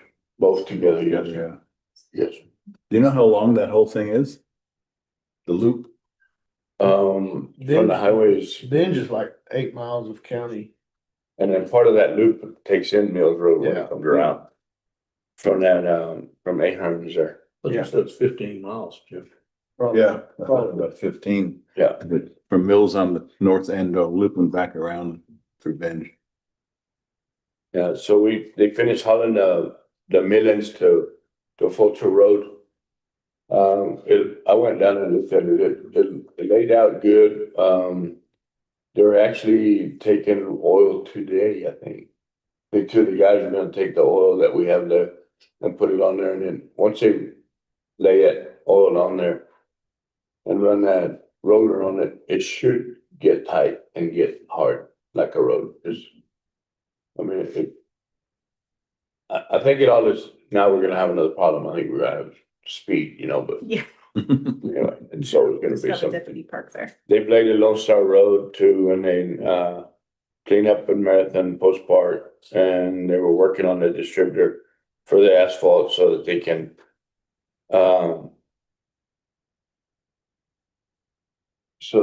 go do that oil and then we're gonna get a list of the roads that we're gonna start trying to resurface.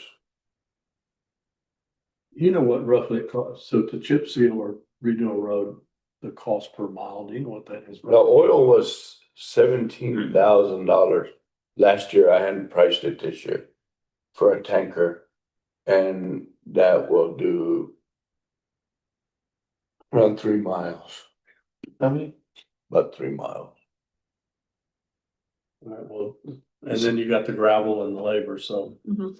do the math, Jim, it's pretty high. It's 50, it was, last year was around $50,000 a mile too, if you had to do the base and everything. Yeah, that's what I was gonna say. That's the number I remember from years ago, but I wasn't sure if. I just curious how a rule of thumb is 50,000 a mile. Yes, Wow. yes. Okay. Got something to work with. Yeah. Those were- I, No, but we can't, I mean, I really think, I really see where we can, on some of that money in the future, maybe use a crusher, hire a crusher on private land and with a consensus to give them so much of it and then us benefit from that. That stuff goes a long ways and,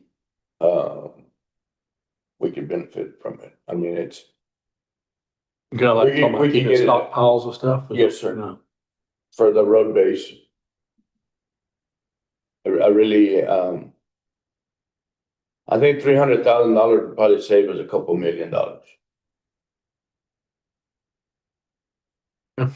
And that's a wild number, but it's, That's we got. yes, I think it will.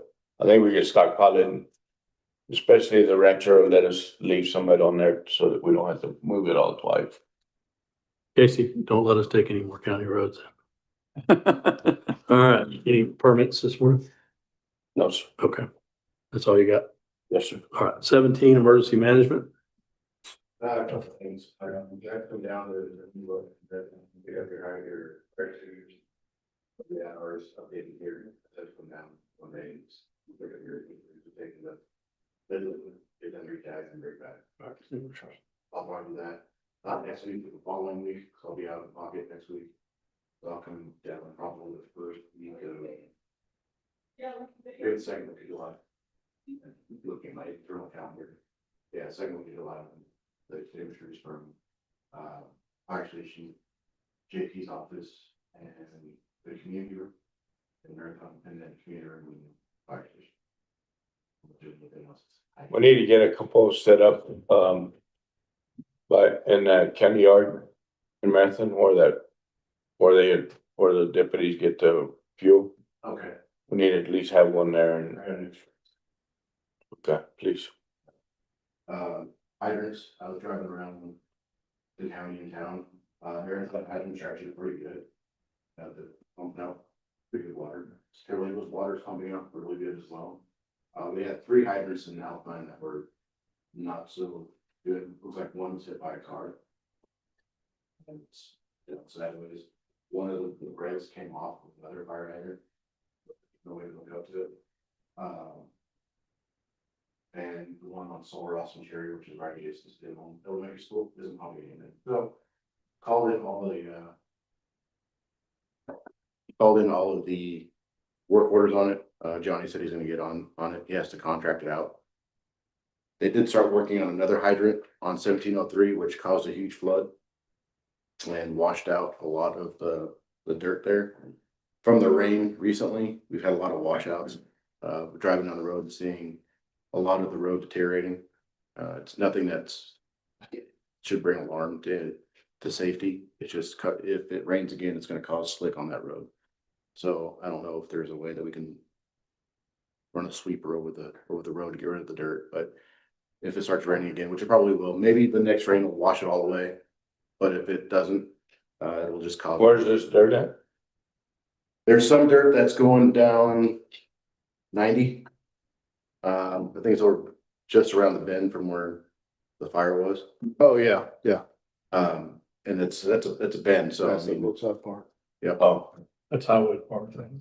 Yeah, that's tech dot. I'll call Tex dot and let them know then. Basically, all the roads are highways or anything that's Tex dot, so I can give them a call and have them knock it out.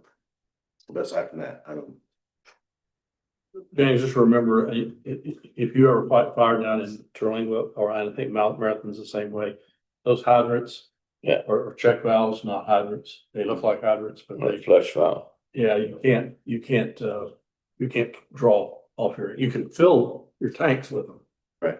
On just normal pressure, but you can't pull pressure off those lines or you'll cavitate. I can't speak for Marathon, but you'll It's suck the off. same- no, it's the same there. Yeah, you'll cavitate the drilling water. Marathon has another overhead over there by the baseball park. Okay, and then it's set up with a hose too, Okay. on the well. Oh, okay. It's actually Well, both of them are strong, but, it's bigger. I think it's 3 inch versus that 2 inch at the community center. Okay. All right, what else you got? Oh, since it's been raining, my phone's been ringing off the hook. Guess what? People want to burn. Surprise, surprise. However, we did have an incident where somebody did request a burn and I approved it and I got burned. So for now on, what's gonna happen now is anybody that wants to do a burn has to come to my office for an interview, show me their plan, and then on a case-by-case basis, we'll approve burns, prescribed burns. I'll do more, once I go through the prescribed burn course, that gives me the authority through Texas to actually approve prescribed burns. But, until now, I'm holding off on anything because of the fact that, you know, I was burned and they weren't doing the right thing. Is that the bonfire you're talking about? Yeah. Yeah, that's what, put a bonfire and then left it. Oh, Lord. Whoa. Unattended. Where was that at? Oh, Mountain Road. Oh, yeah. Over by the cemetery. What are your thoughts on burn barrels? People just burning, The waste thing with paper? burn barrels is you can have a burn barrel, but you can't have the flames higher than 3 feet. And people say, oh yeah, I'll do that. Then last time I was told that, we had the bonfire. So it's like, that's why I want to interview, because I can't just go off of people's word anymore. You know, Yeah, and they're supposed to have that screen on top too. supposed to have a screen on top. Yeah. So I mean, I'd like to go off people's word, but people aren't doing the right thing. Verify, make sure now. That's You know, crazy. Johnny spilled his milk, so no milk for anybody. Baby's crying over spilled That's milk. That's it. All right, treasurer's office. River in this process of configuring. Okay, all right, let me just go through. Go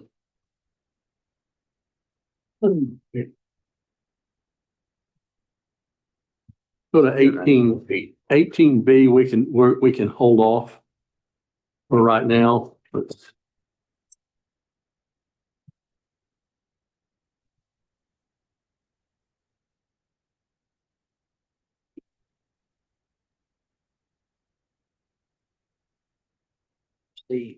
Because we're gonna have a meeting with the health insurance, so I'm not prepared to discuss that at this point.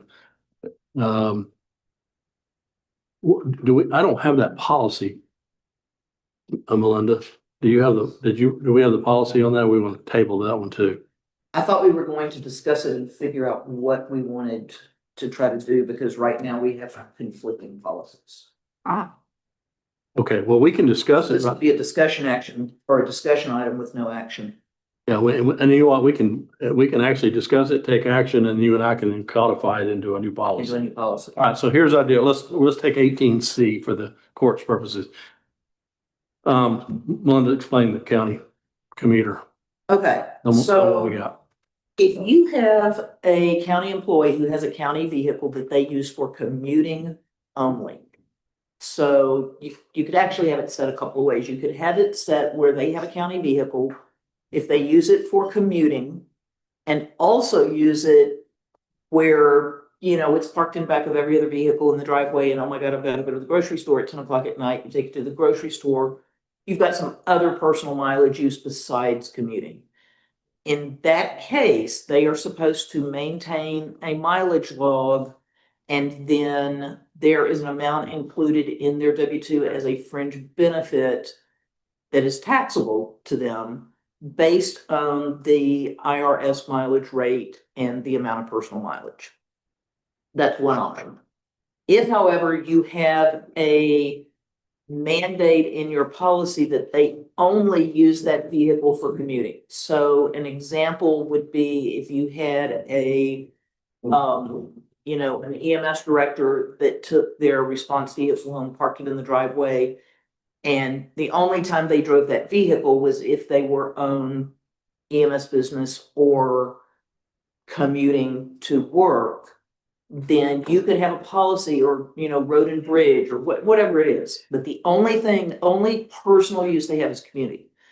Then what you can do is say, okay, you know what? You don't have to keep a mileage log, but we're going to look at how far your commuting distance is and multiply that your round trip by $1.50 per mile. So in other words, $3 per distance for your commute. And that is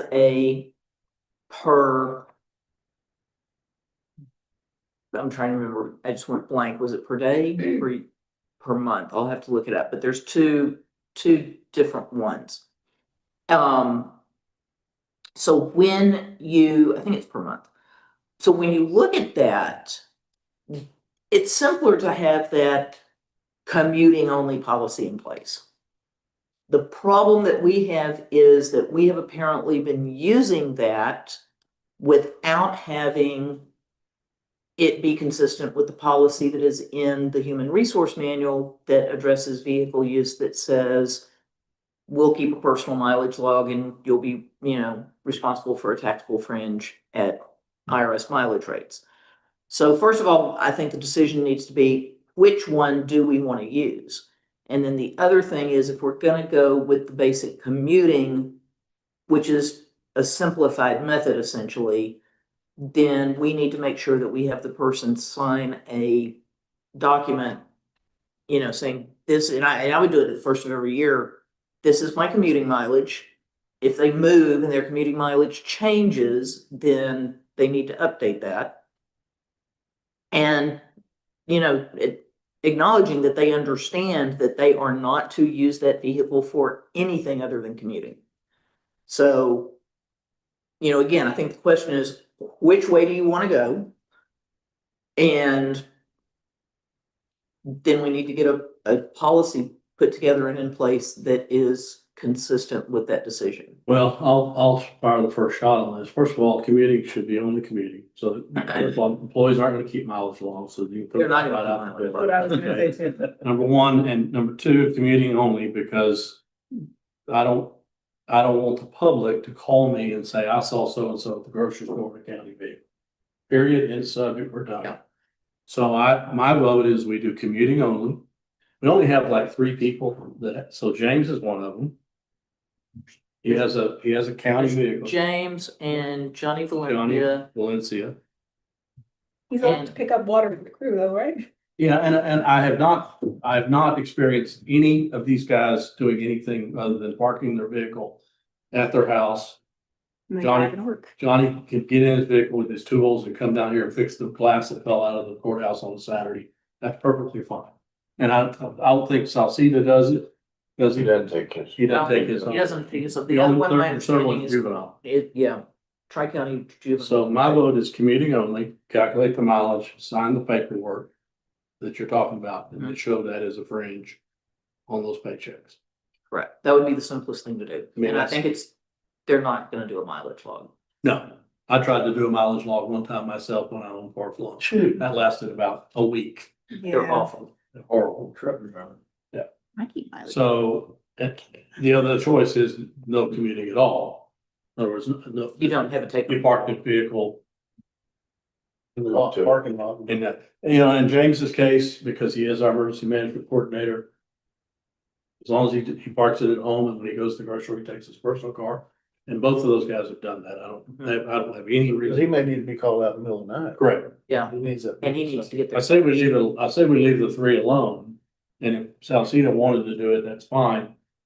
But we follow the commuting. So what that means is then, so You have to revise the. we need to revise the policy as it's written in the HR manual and get that consistent. And then just come up with a form for the employee to sign off on. So I make a motion that we follow the commuting only policy. That we revise, that we come up with a form, and we'll bring that to the next commissioners for review. And a revision of the policy itself, and we'll bring that for the court next meeting for review and ratification. I'll second. All right, motion and a second, any discussion on that? All right, all in favor, say aye. Aye. All right, let's do number, I'll take the lead on D, Delta. All right. So one of the things that we're finding lots of things when we're doing this payroll conversion, which is good. It's all good. Tyler's working really well. Very pleased with our numbers in the county. What we discovered, and I think this just happened by accident, we have 2 life insurance policies on our employees. Mhm. And we didn't know this. we have a life insurance policy on our pension plan. So if you're a full-time employee, you're in our pension plan, right? If you die, the pension plan will pay your beneficiaries a full year's salary. So it's simplified, but that's what it is. And we did verify with them the other day that it is all inclusive. So it includes overtime, supplements, All the wages. everything. If it goes on your W-2 as taxable wages, it's included. So, just using me as an example, if I pass away, Belinda would receive, my salary of $85,000 in her life insurance policy. Okay? So that's all Non-taxable to good. her.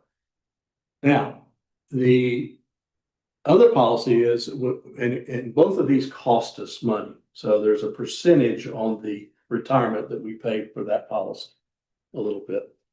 There's another policy, there's a $20,000 policy that's attached to our health insurance. It's across all employees equally. So if I die tonight, the Blue Cross Blue Shield will pay me $20,000 or pay my spouse $20,000, my estate. And that's costing us, $5.60 some odd cents. a per paycheck. Paycheck per employee. Right. So but here's the catch. That alone is not bad. Because of the IRS rules, any benefit like a life insurance policy that exceeds $50,000 is considered a fringe benefit. So Only for you big boys, not for us, for us big yeah. boys, big hitters, I need to be, I need to have a line item on my paycheck that says, and it's only the increment over 50. Okay. And it's based on the premium. So it's not like I'm gonna get taxed on 85, Well, 35,000. it's not the exact amount of the premium. There's actually an IRS calculation that looks at how many thousands of dollars of coverage in excess of 50,000 do you have? And then based on your age, there is a calculation that comes up with the value. So whereas the judge or myself, they'd say, oh, you're in your 60s, so you're gonna cost $1.27, I think it was. Older you are, the more it costs you. Some of the younger employees, it's negligible. It's practically nothing. I think I figured on mine, it would be, I want to say it was like another $400 to $500 and something in a taxable fringe. But it does get a lot of the younger employees very small amounts, because if you have an employee that is making, I don't know, call it $35,000 a year, then essentially anybody making over 30, add that 20 on, and you're going to be having to report some sort of taxable fringe benefit. So my motion is that we discontinue effective 1/1/25. We discontinue the Blue Cross Blue Shield premium and insurance. And we, of course, stay with the higher of the two, which is the pension plan. How long before you're eligible for the pension plan? It's immediate. It's Immediate. Yeah. And so we keep the higher of the two for obvious reasons. And that takes care of a lot of our lower paid employees who we're not going to now have a fringe benefit. I'll have a fringe benefit. Robert will have a fringe benefit. Melinda, so forth and so on. So. Or we can leave it alone. It will save us about $14,000 a year if we remove the Blue Cross Blue Shield. Okay, but this is not for the retiree, right? The retirees have their own separate. No, this is if you are an just checking. active. Yeah, no, we asked the same question. And this is just life insurance only? Yeah, so what we'd be doing is, on October 1st, we would discontinue the life insurance piece of our health policy. But now that will save us, save the county $8,000.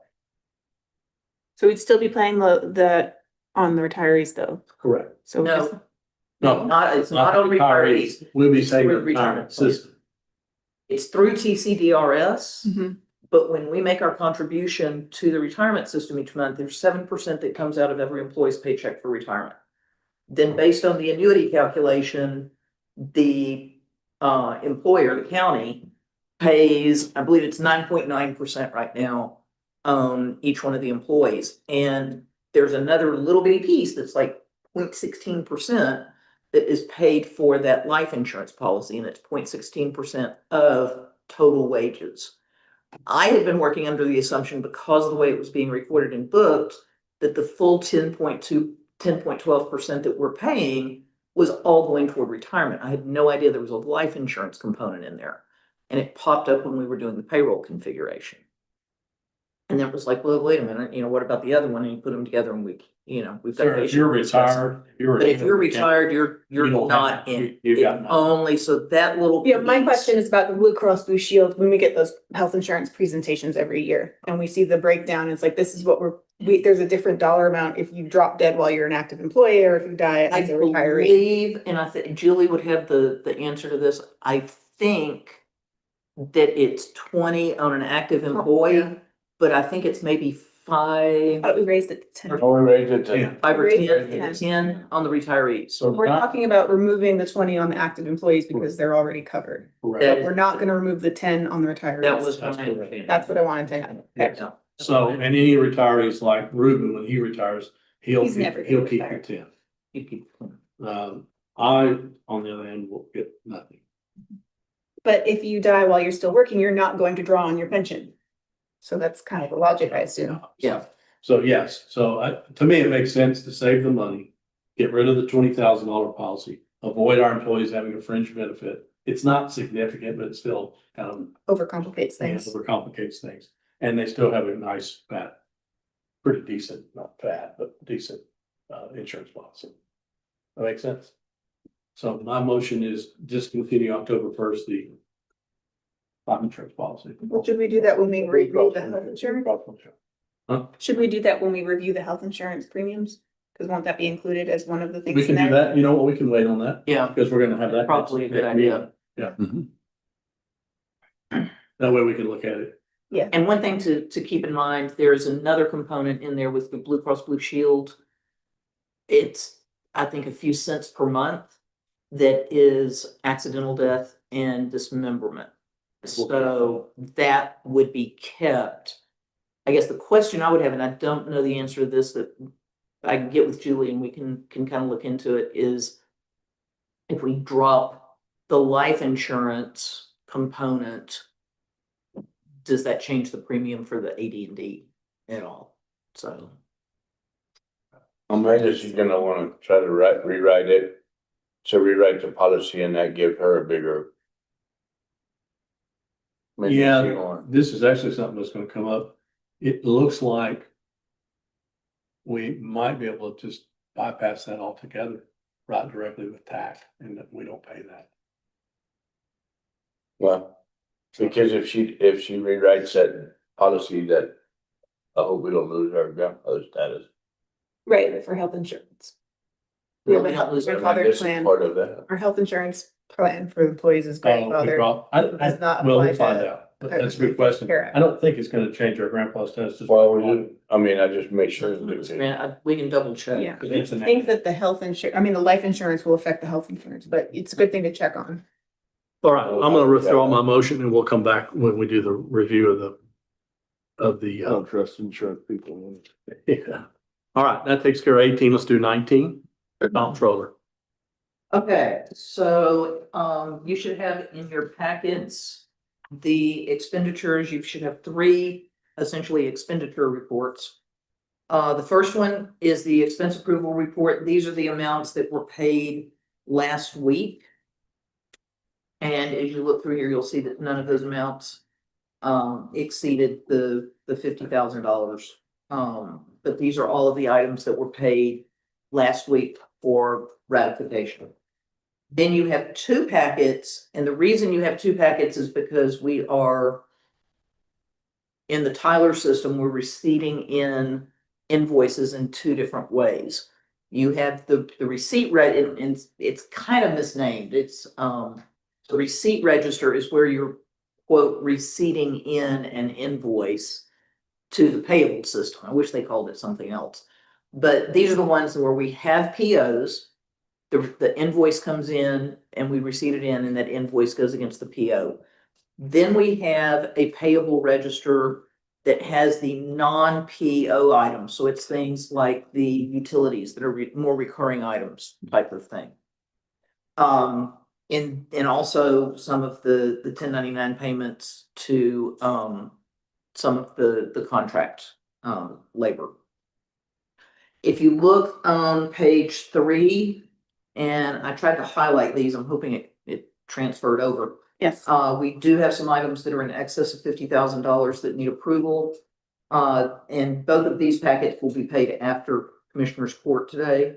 The first one is the $150,000 to Health Hub Physicians. That's for the installation on the clinic down south. The other is Texas Association of Counties. The total for that is 89,000, broken out into two pieces, the 74,000 for the property insurance, and then 15,000 for the workers' comp. So those two do need Commissioner's Court approval. And otherwise, pretty straightforward. If you have any questions, one other item in there, I will just point out, on page 4, down toward the bottom, is a $7,500 payment to Net Data. That is for the data extraction that we need for payroll. This will be our third one. The first two were free. If we have to do a fourth data extraction before go live on payroll, Net Data is charging another $7,500. We are looking at the possibility, and this is one of the reasons that Julie's doing what she is today. If we can get everything set to where when we do our parallel and testing, everything is pretty clean, then we can probably get by with doing our go live without doing another data extraction. But if we are finding that there are issues with the data, then it's probably going to be worth the additional amount to do that data extraction. So we're kind of in a wait and see pattern on that. But we had anticipated that when we were budgeting for the conversion, but that's what that is. Melinda, on our reoccurring bills, so we know that roughly every month we're gonna spend, let's just make this up, we're gonna spend $500 a month on electricity, just saying that. Can we go ahead and put in, if we put a purchase order in for more than the actual invoice, once the invoice is paid, that purchase order just kind of dissolves, right? In other words, it doesn't. You could do a standing purchase order, On utility. there's a couple of ways you could do it. You could do it on some things like on a monthly basis.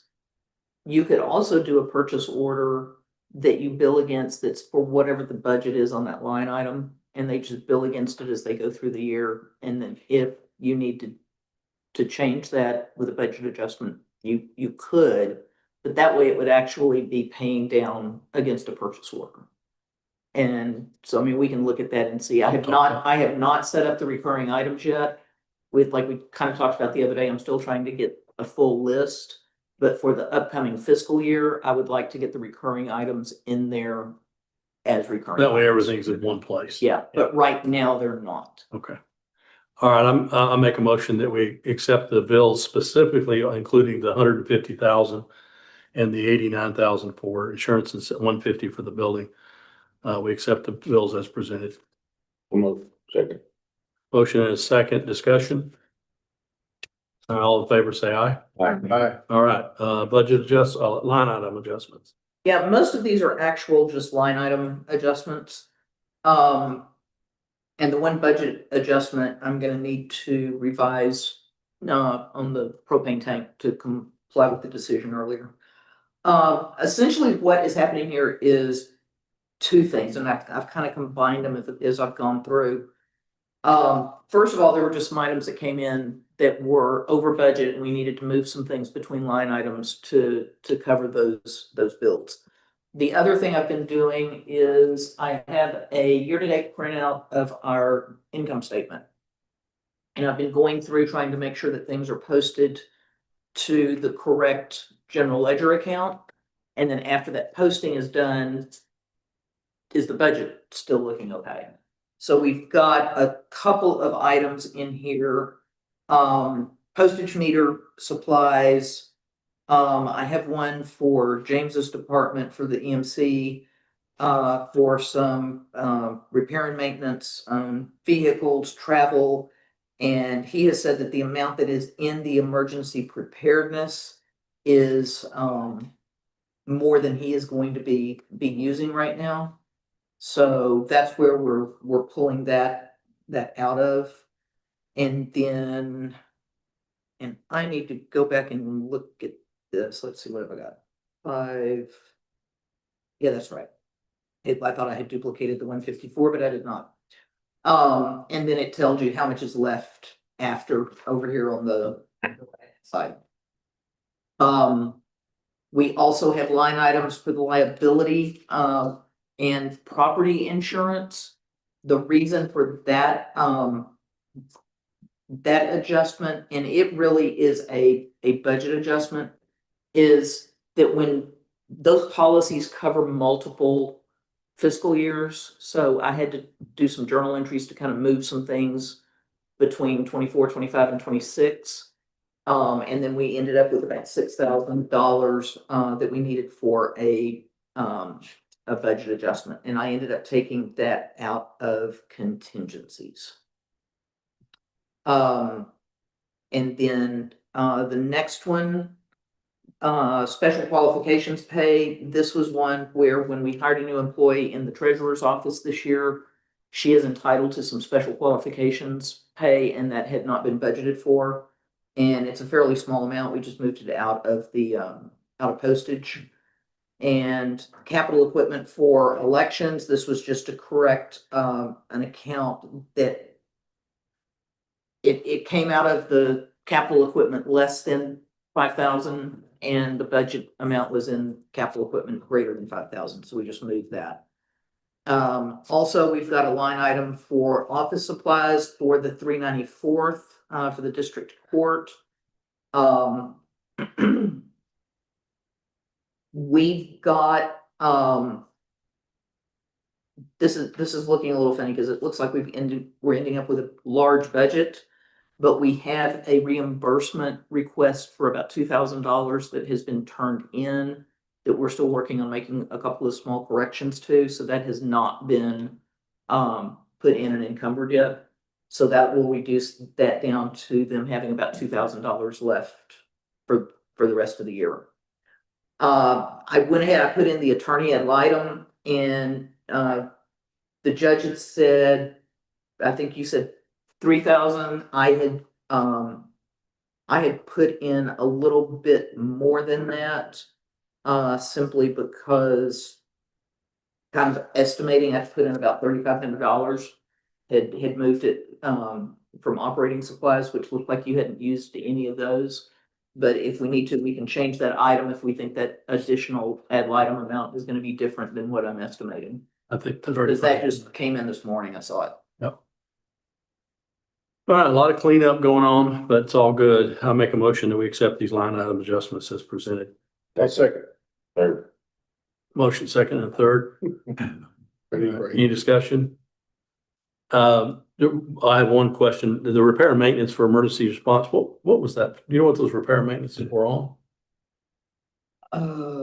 It was, oh, he's already gone. I'll ask him afterwards. Don't worry about it. It was like 25. I want to say it was like $2,500 on a truck, our truck maybe. And then there were a number of items for tires and things at Bill Williams Tire Center that had taken it over budget, and I was just trying to correct that. Okay. So Alright. we'll still need to do possibly a little bit of a change depending on how much that other repair was that we were talking about, but I think we're left with enough in there, we'll be okay. Motion and second. Yeah, I have a quick question. Yeah. Are we doing line item adjustments or budget amendments or both? There, in this system, there's not a distinction. Okay, So what I'm trying to do on those is to go in and say, is it a line item or is it a budget adjustment? The only one in here that is an actual budget adjustment is the propane tank. And the insurance would be actual budget adjustments. So we're doing both in one And the month. propane tank on her presentation is gonna be. Yeah. Yeah, and part of this is sort of combined simply because of going through the income statement and trying to fix a lot of things. What I can do for future, if it makes it easier for y'all, or you just prefer a different presentation, is I can do a packet for budget adjustments and a package for line item adjustments. I think we get used to just one, let's save the forests. And let this be one report. I mean, it's, whatever y'all wanna see. Cause I can do it. We gotta get used to these reports ourselves, so. Well, I'm thinking of it from a minutes taking perspective. We've I know, got two there and I don't know what the legal, I know what the financial distinction is, but I don't know if we have to have them distinct. If this software calls them all budget adjustments, should we call them all budget adjustments for the sake of simplicity? I mean, they're called budget adjustments. They do not have a separate line Line item. item transfer thing. I'll change the nomenclature on the So, agendas yeah. going forward. Yeah, and also if you look at these, if you look at, for instance, the propane tank, that would be considered a budget adjustment because it is moving it between two different departments. The vast majority of these It's within the same department. is within the same department and would be the line item adjustments. So again, I'm good either way. I can either do the two packets if you want to keep them separate, or I can combine them and just try in the description to, maybe.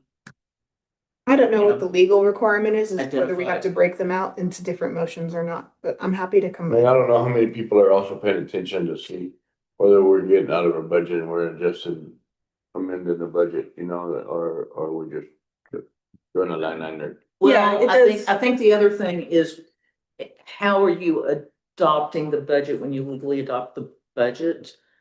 Because if you adopt it and say, this is the amount for this line item, then you need to do all these line items. But I believe, and I can double check this, there is a way you can do it and say, as long as it's within the department, that can be made without it being considered a budget adjustment. Yeah. But, I mean, they're really all budget adjustments, but a true actual budget adjustment is going to be where you're moving something between departments. Or if you're saying, you know what, we're gonna have to spend some more money and we need to increase the amount that we budgeted for expenditures this year and take it out prior to surplus or something. And that's technically for emergency use. And that is for emergency use only. The line item adjustments are just kind of adjustments that you make throughout the year. Yeah, the bottom line doesn't change. The bottom line is not changing. All right, we have a motion and a second. Any further discussion? All in favor, say aye. Aye. Okay. All right, I'm gonna go to C, 19C, which is the approval, discussion and take action on the Dell Financial Services financing lease. Copy of that lease is in your packet. We need to upgrade our computers. And in fact, we got some that are end of life, particularly at the county clerk's office. Johnny needs one out at his place. I thought we already gave him one. We gave him one, but we gave him a junker. So, Cool. we gave him something better than he had, but not much better. Needs to go there. So we need to do, this is a financial lease. For 5, these are state of the art. What we're finding now is, as technology has improved, we have to have more RAM. Yep. We have to have Bluetooth. They need to really have cameras on because of the Zoom world. Yeah. So as we change computers and upgrade, we're going to obviously a little bit more fancy dancy stuff, which is not changing it significantly. This is going to be $158 a month lease payment on a 4-year financing lease. How many? At the end of the 4 years, we'll own those outright for $1. In our goal, Jim and I have talked about this, at 4 years, our plan is start over, because by the time you get 4 years, the technology has changed enough. You probably can go to 5 if you want to stretch it a little bit.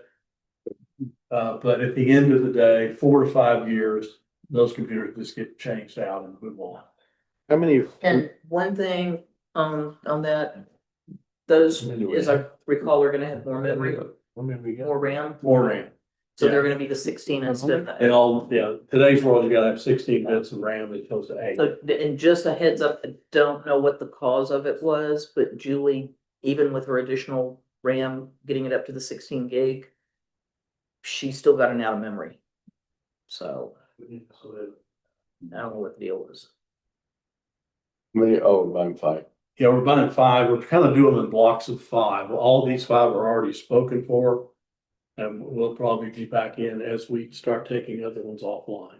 So it's just. Is that, and is the payment for one? Or is it No, all 5. all five? Shoot. That's cheap enough. The 5 stop, the one county, the one for the elections that we need for. Our Yes. registration.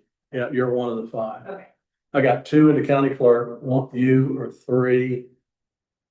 Johnny is 4. Yeah, just keep popping up memory too, so. Yeah, I can't Just the remember. big one and bleeds and the old ones. Yeah, yours is new. So. You know, I wish we didn't have to buy computers, but it's a fact of life. And I don't know how we're gonna get around it. Leasing it'd be crazy to buy these. We're gonna lease them. Oh, yeah. Well, I move we go with the Dell financing lease proposal. Second.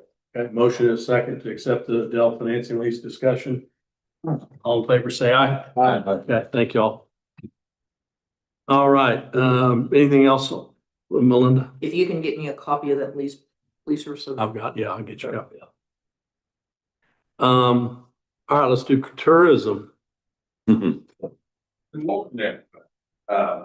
Aaron just got back from Palm Springs and that North American Travel Journalists Association conference down there, so went very, very well. It's nice. We go to these, this was one where we're actually a vendor, not a participant in the conference. He was going there with a booth and all that good stuff, because it's a conference for journalists. But it's always nice when he goes or when I go to do different things like that, where we're not attending a conference to learn, where there is an actual presenter. But we always get great response. It's kind of neat. They don't have many national parks, just they don't do this, you know, and that's our main push whenever we come in here. So he said that people were lined up to get to his booth to talk to him about coming out and maybe writing some stories on the Big Bend and of course our whole region, which is really neat. I did not go with him this time. He went solo. But yeah, he said the other folks that were there, the other destinations were wondering, why do you keep getting lines in front of your booth? So it was nice for him to give me that feedback that we're still very much top of mind for most journalists who do outdoor stuff. The budget committee met for the second time last week. Good progress. They're only about halfway through, just to let you guys know. Next meeting is coming up next Tuesday, a week from today, June 17th. I still think they can meet the deadline. I think we'll see. It's gonna be a little bit tough, but they'll get it to you if not by the deadline that you wanted, which I believe was July 1. Very close after that. The main reason behind that is the budget committee needs to get the budget to the board so that the board can approve it. So then I can bring it here, as you know, Judge and also Mr. President. As the chief budget officer, we're okay. Mhm. I just don't let people know what the real deadlines are. Good deal. Yeah, we have, speaking of board Otherwise, meeting. I'll be here in September getting all the data. Yeah, no, we'll have it to you by July, mid-July, I think, at the very latest. And it's only because we got to get the board together to vote on it. Otherwise, we get it to you by the deadline for sure. Robert, would it be possible, do you think, to get a copy of the very preliminary budget even before it's board approved so that we can just plug it in and take a look at it and see how it fits? We do ours much differently than y'all do. Well, I know you've got it as a very detailed spreadsheet, but I'm just thinking it could give us an idea of kind of where's the starting point, because we've got a preliminary and then we would be adjusting that, so. Yeah, for sure. It's just not set up the way that, well, I imagine that the new budget putting into I'm gonna have the new to do some system will be tweaking on something it. different. Yeah, I'm Yeah, gonna that have the to do some spreadsheet tweaking on that it. we used to have, which had the old account numbers, et cetera, like that. So I guess That's fine. something new from you. Yeah, I can give you the spreadsheet. Yeah, I'll send it. Yeah, Up to you. okay. We're right now, we're right at about 2 million right now. They're trying to knock some off. From the budget committee, they're a little bit concerned still about the closure. It's gonna affect our income, et cetera, and all that. And also with the visitor centers, that's been some conversation in the budget and meetings. I tried to explain to them that we're gonna go out, as I assume is still the procedures we're gonna do. We're gonna go out and get a loan. We're not gonna use our money at the bank. So I think their mindset was like, well, if we still do these visitor centers and we have less income coming in, we're not gonna have this reserve in the bank. I tried to explain that, so they may be contacting you again for more explanation, but yeah, I think I got them on board, so they got it. But we're about at 2 million. They still want to kind of knock some down. That's what I'm saying. We're at that point. We've got a rough budget, but we'll try and knock it down and get it. I'll get what I have to you after this meeting here. But we'll meet Tuesday. They should be able to get that done. It will be the board meeting that coincides with that. If they can get the budget done, we'll approve it at the June 25th board meeting. That's the thing. I don't know if they're gonna have it by that board meeting. We would still hold that meeting in Marathon at the new distillery. It'll be over there. And I'll get with you next week if possible on the agenda, whatever you'd like. We got the agenda working right now. Yeah, great. And then also at the end of this week, I'll be in office for a couple more days and I head out to Chicago. Aaron and I both do for the IPW, the big giant international conference that comes to the US every year.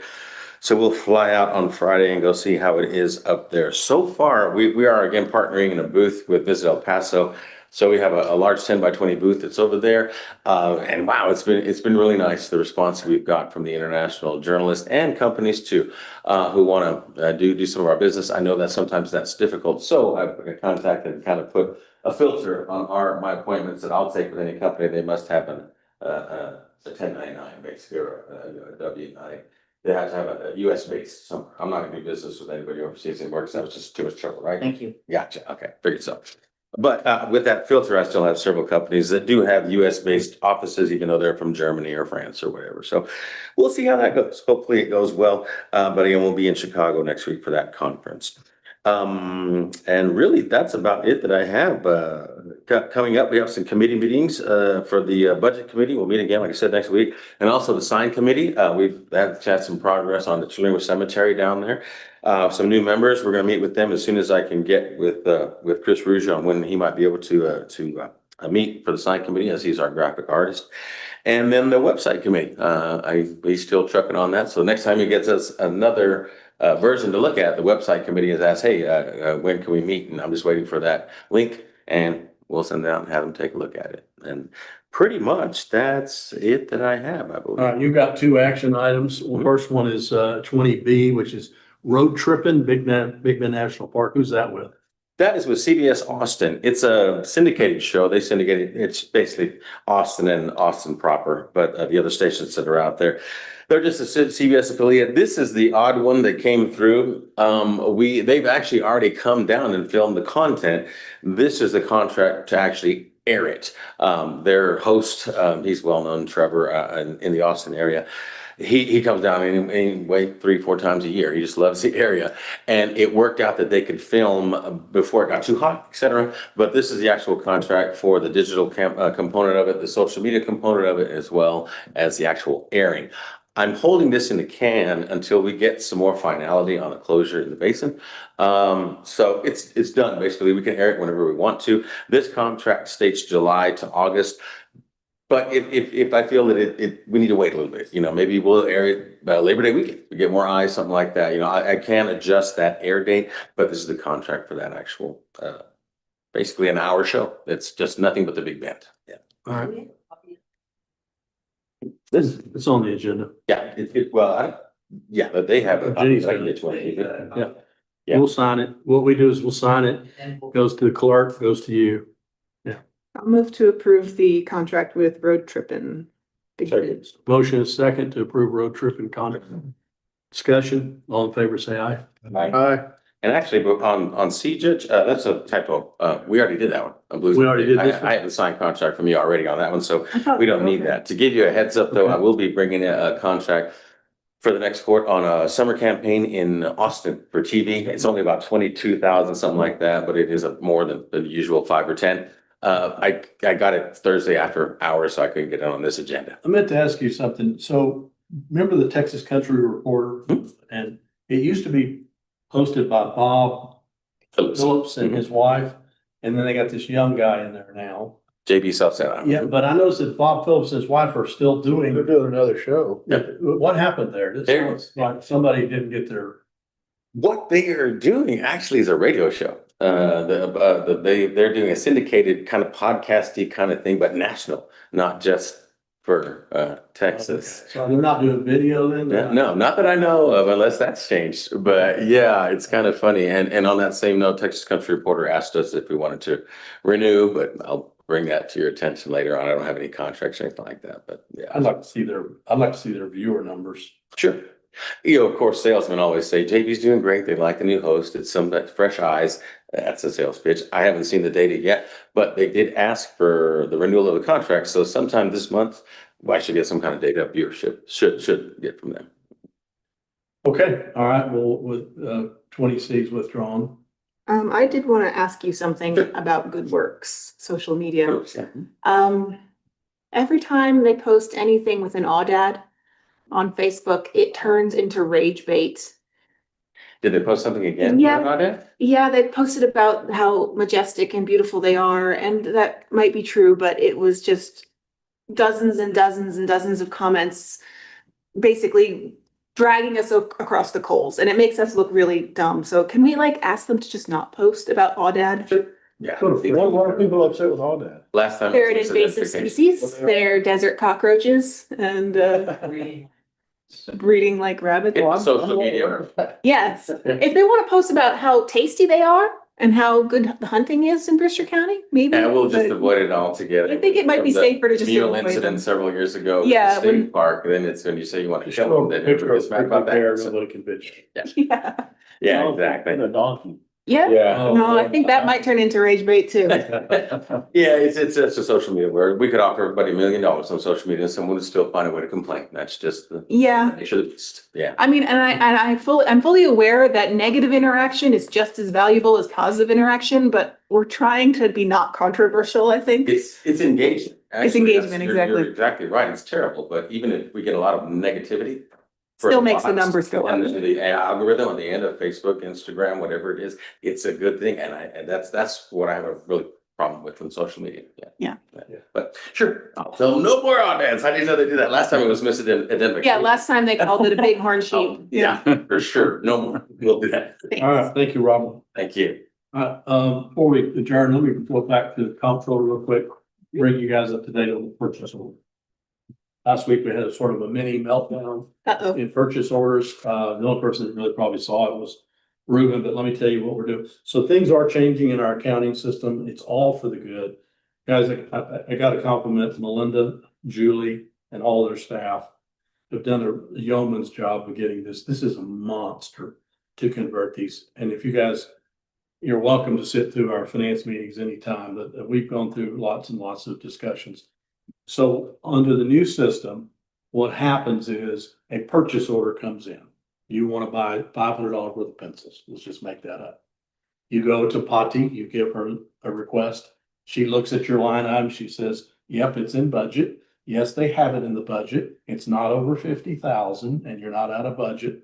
She issues a purchase order. In the old days, she would issue a purchase order right then. You get your little purchase order number and you would go and order your pencils. Okay. Local government code 113.9 something says that in the absence of a county auditor, which we do not have, the county judge is responsible for signing all the purchase orders, all the requisitions.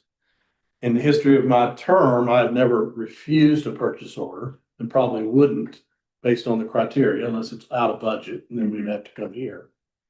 So, but it is nice as the judge, I get to see the money moving through the system. And there've been a couple of times where I picked up the phone and called the sheriff and said, you know, I see you're spending $4,000 on this. Is that right? And most of the time he goes, yeah, that's right. But sometimes he said, I didn't know that. And so he calls me back and goes, yeah, it's okay. So there's some benefit to it. Our intent is not to gum up the system, but under the new system, what happens is the purchase order gets entered into the, right now it's all been paper.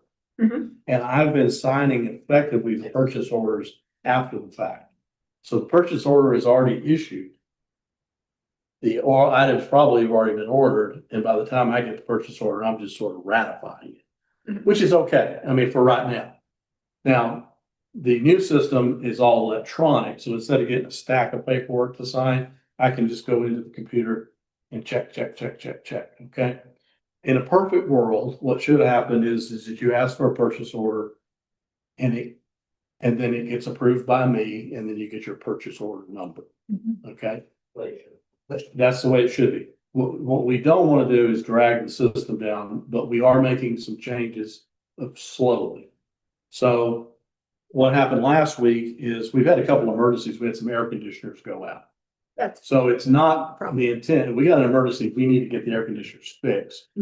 I was out of town, so that complicated it. That was what I was gonna say. It's like, who signs if you're out of town? I was, and in fact, I was at night going to my iPad and approving. So we're gonna work through that. Right now, the system, we're gonna do it electronically. We're gonna leave it alone and do it the way we've been doing it until we get into the fall and get through payroll conversion and all that. Yeah.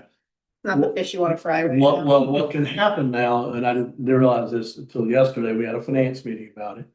Because we need to make sure everybody's not that good.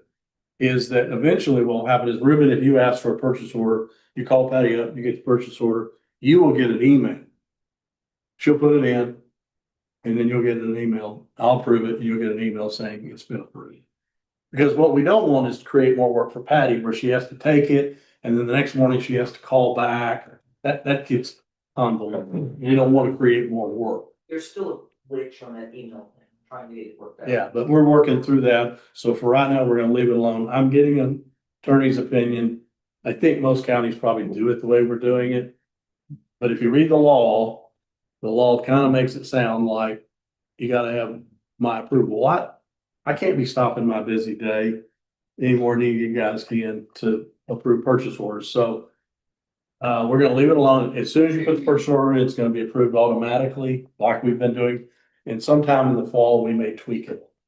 Okay, so if anybody says the purchase order is jacked up, it's not jacked up. It's gonna be different as we move forward, but it's business as usual for right now.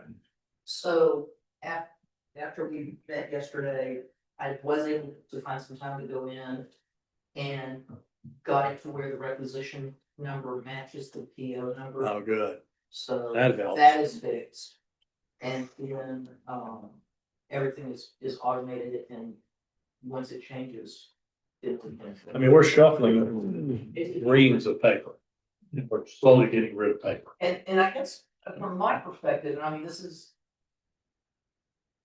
Keep in mind, accountant had what is the emergency with somebody coming in and saying, I need to buy 5 reams of paper, and they don't get their purchase order until the next day? That's not an emergency. If we know, for instance, that Road and Bridge needs to order An alternator. stuff, whatever it is.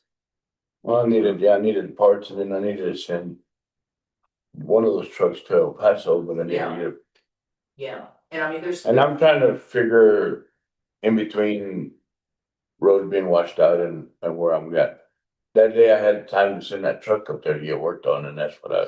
And we're gonna make exceptions to those kinds of things. There, for emergency, that we can figure out a way to get that done.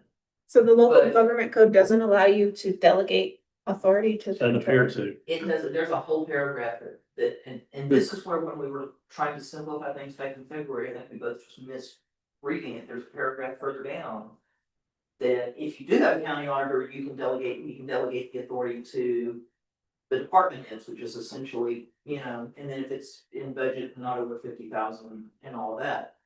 But if you don't have a county auditor, I mean, it's pretty explicit. It says the county judge has to. Now, I think we're gonna look into the idea that since he's the pro tem of the commissioner's court, he would be, Ruben or one of you guys would be my backup. So if I'm truly out. Yeah. Auto pen. It's in the news. Okay, that takes care of that. There was one other thing I wanted to mention to you guys. I need y'all's advice. There's no action on this. I need your advice on, there's a generator. Ruben, you know more about this than any of us. So there's a generator, it's a Kohler generator that is up on top of the Sierra Nevada mountain. Mhm. Okay. It is tied to the radio station antenna, the KALP antenna. Some many years ago, the National Weather Service came in and said, we want to, we have this gizmo, this computer we want to put in. But we need to put it on a tower. So Judge Beard and Ray Hendricks, who owned the radio station at the time, said, okay.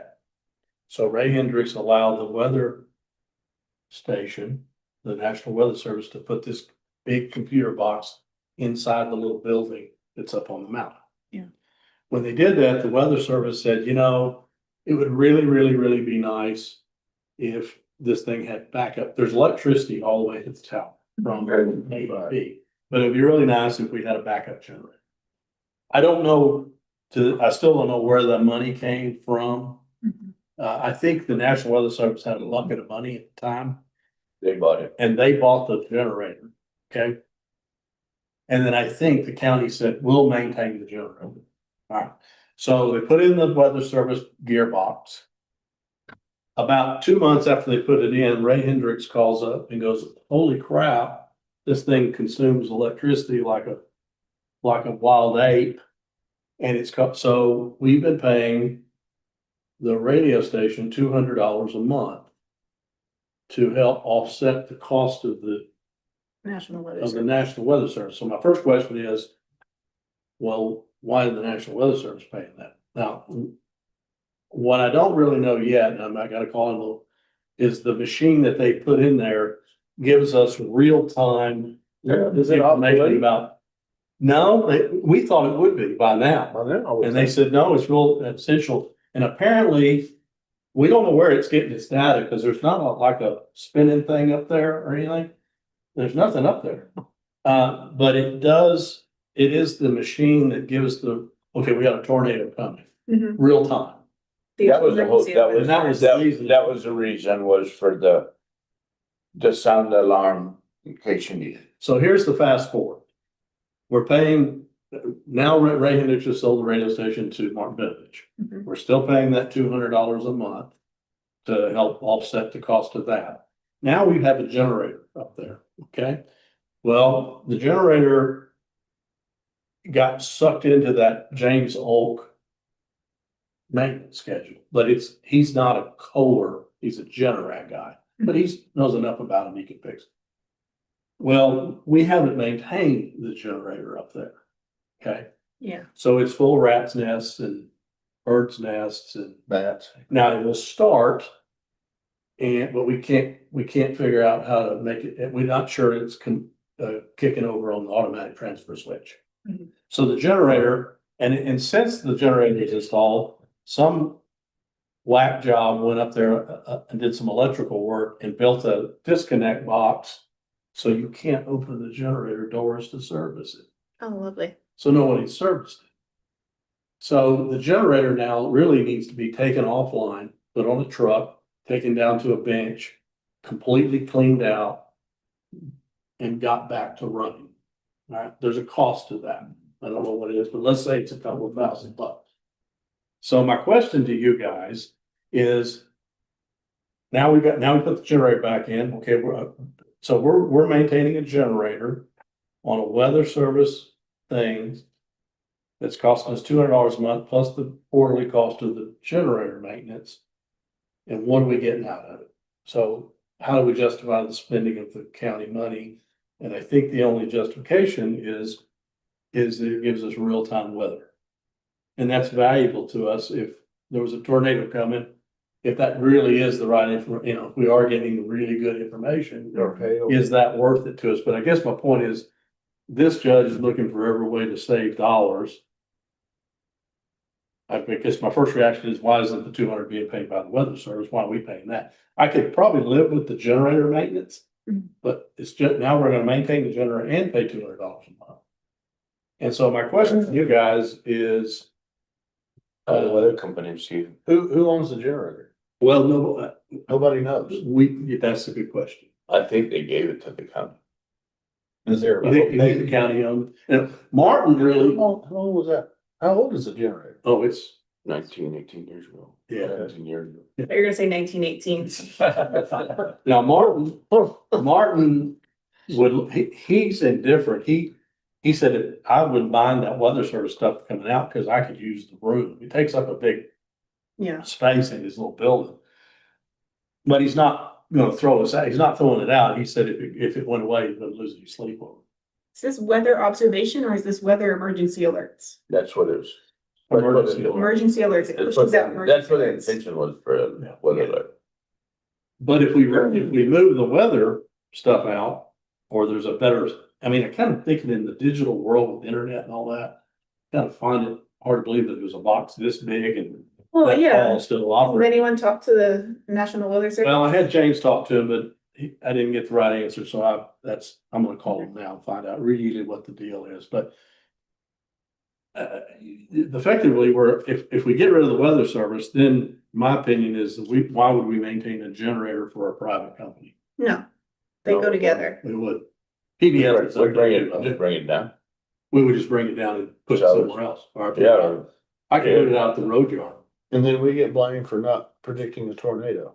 Yeah, Yes. don't like getting rid of the So weather I'm alerts. gonna bring this back to you. Just saying, that's what people. I'm gonna bring it back to you and find out from the weather service how important that piece of that equipment really is. I'm like, yeah, it seemed like that would be out of date. Seems like with the internet, you can get that.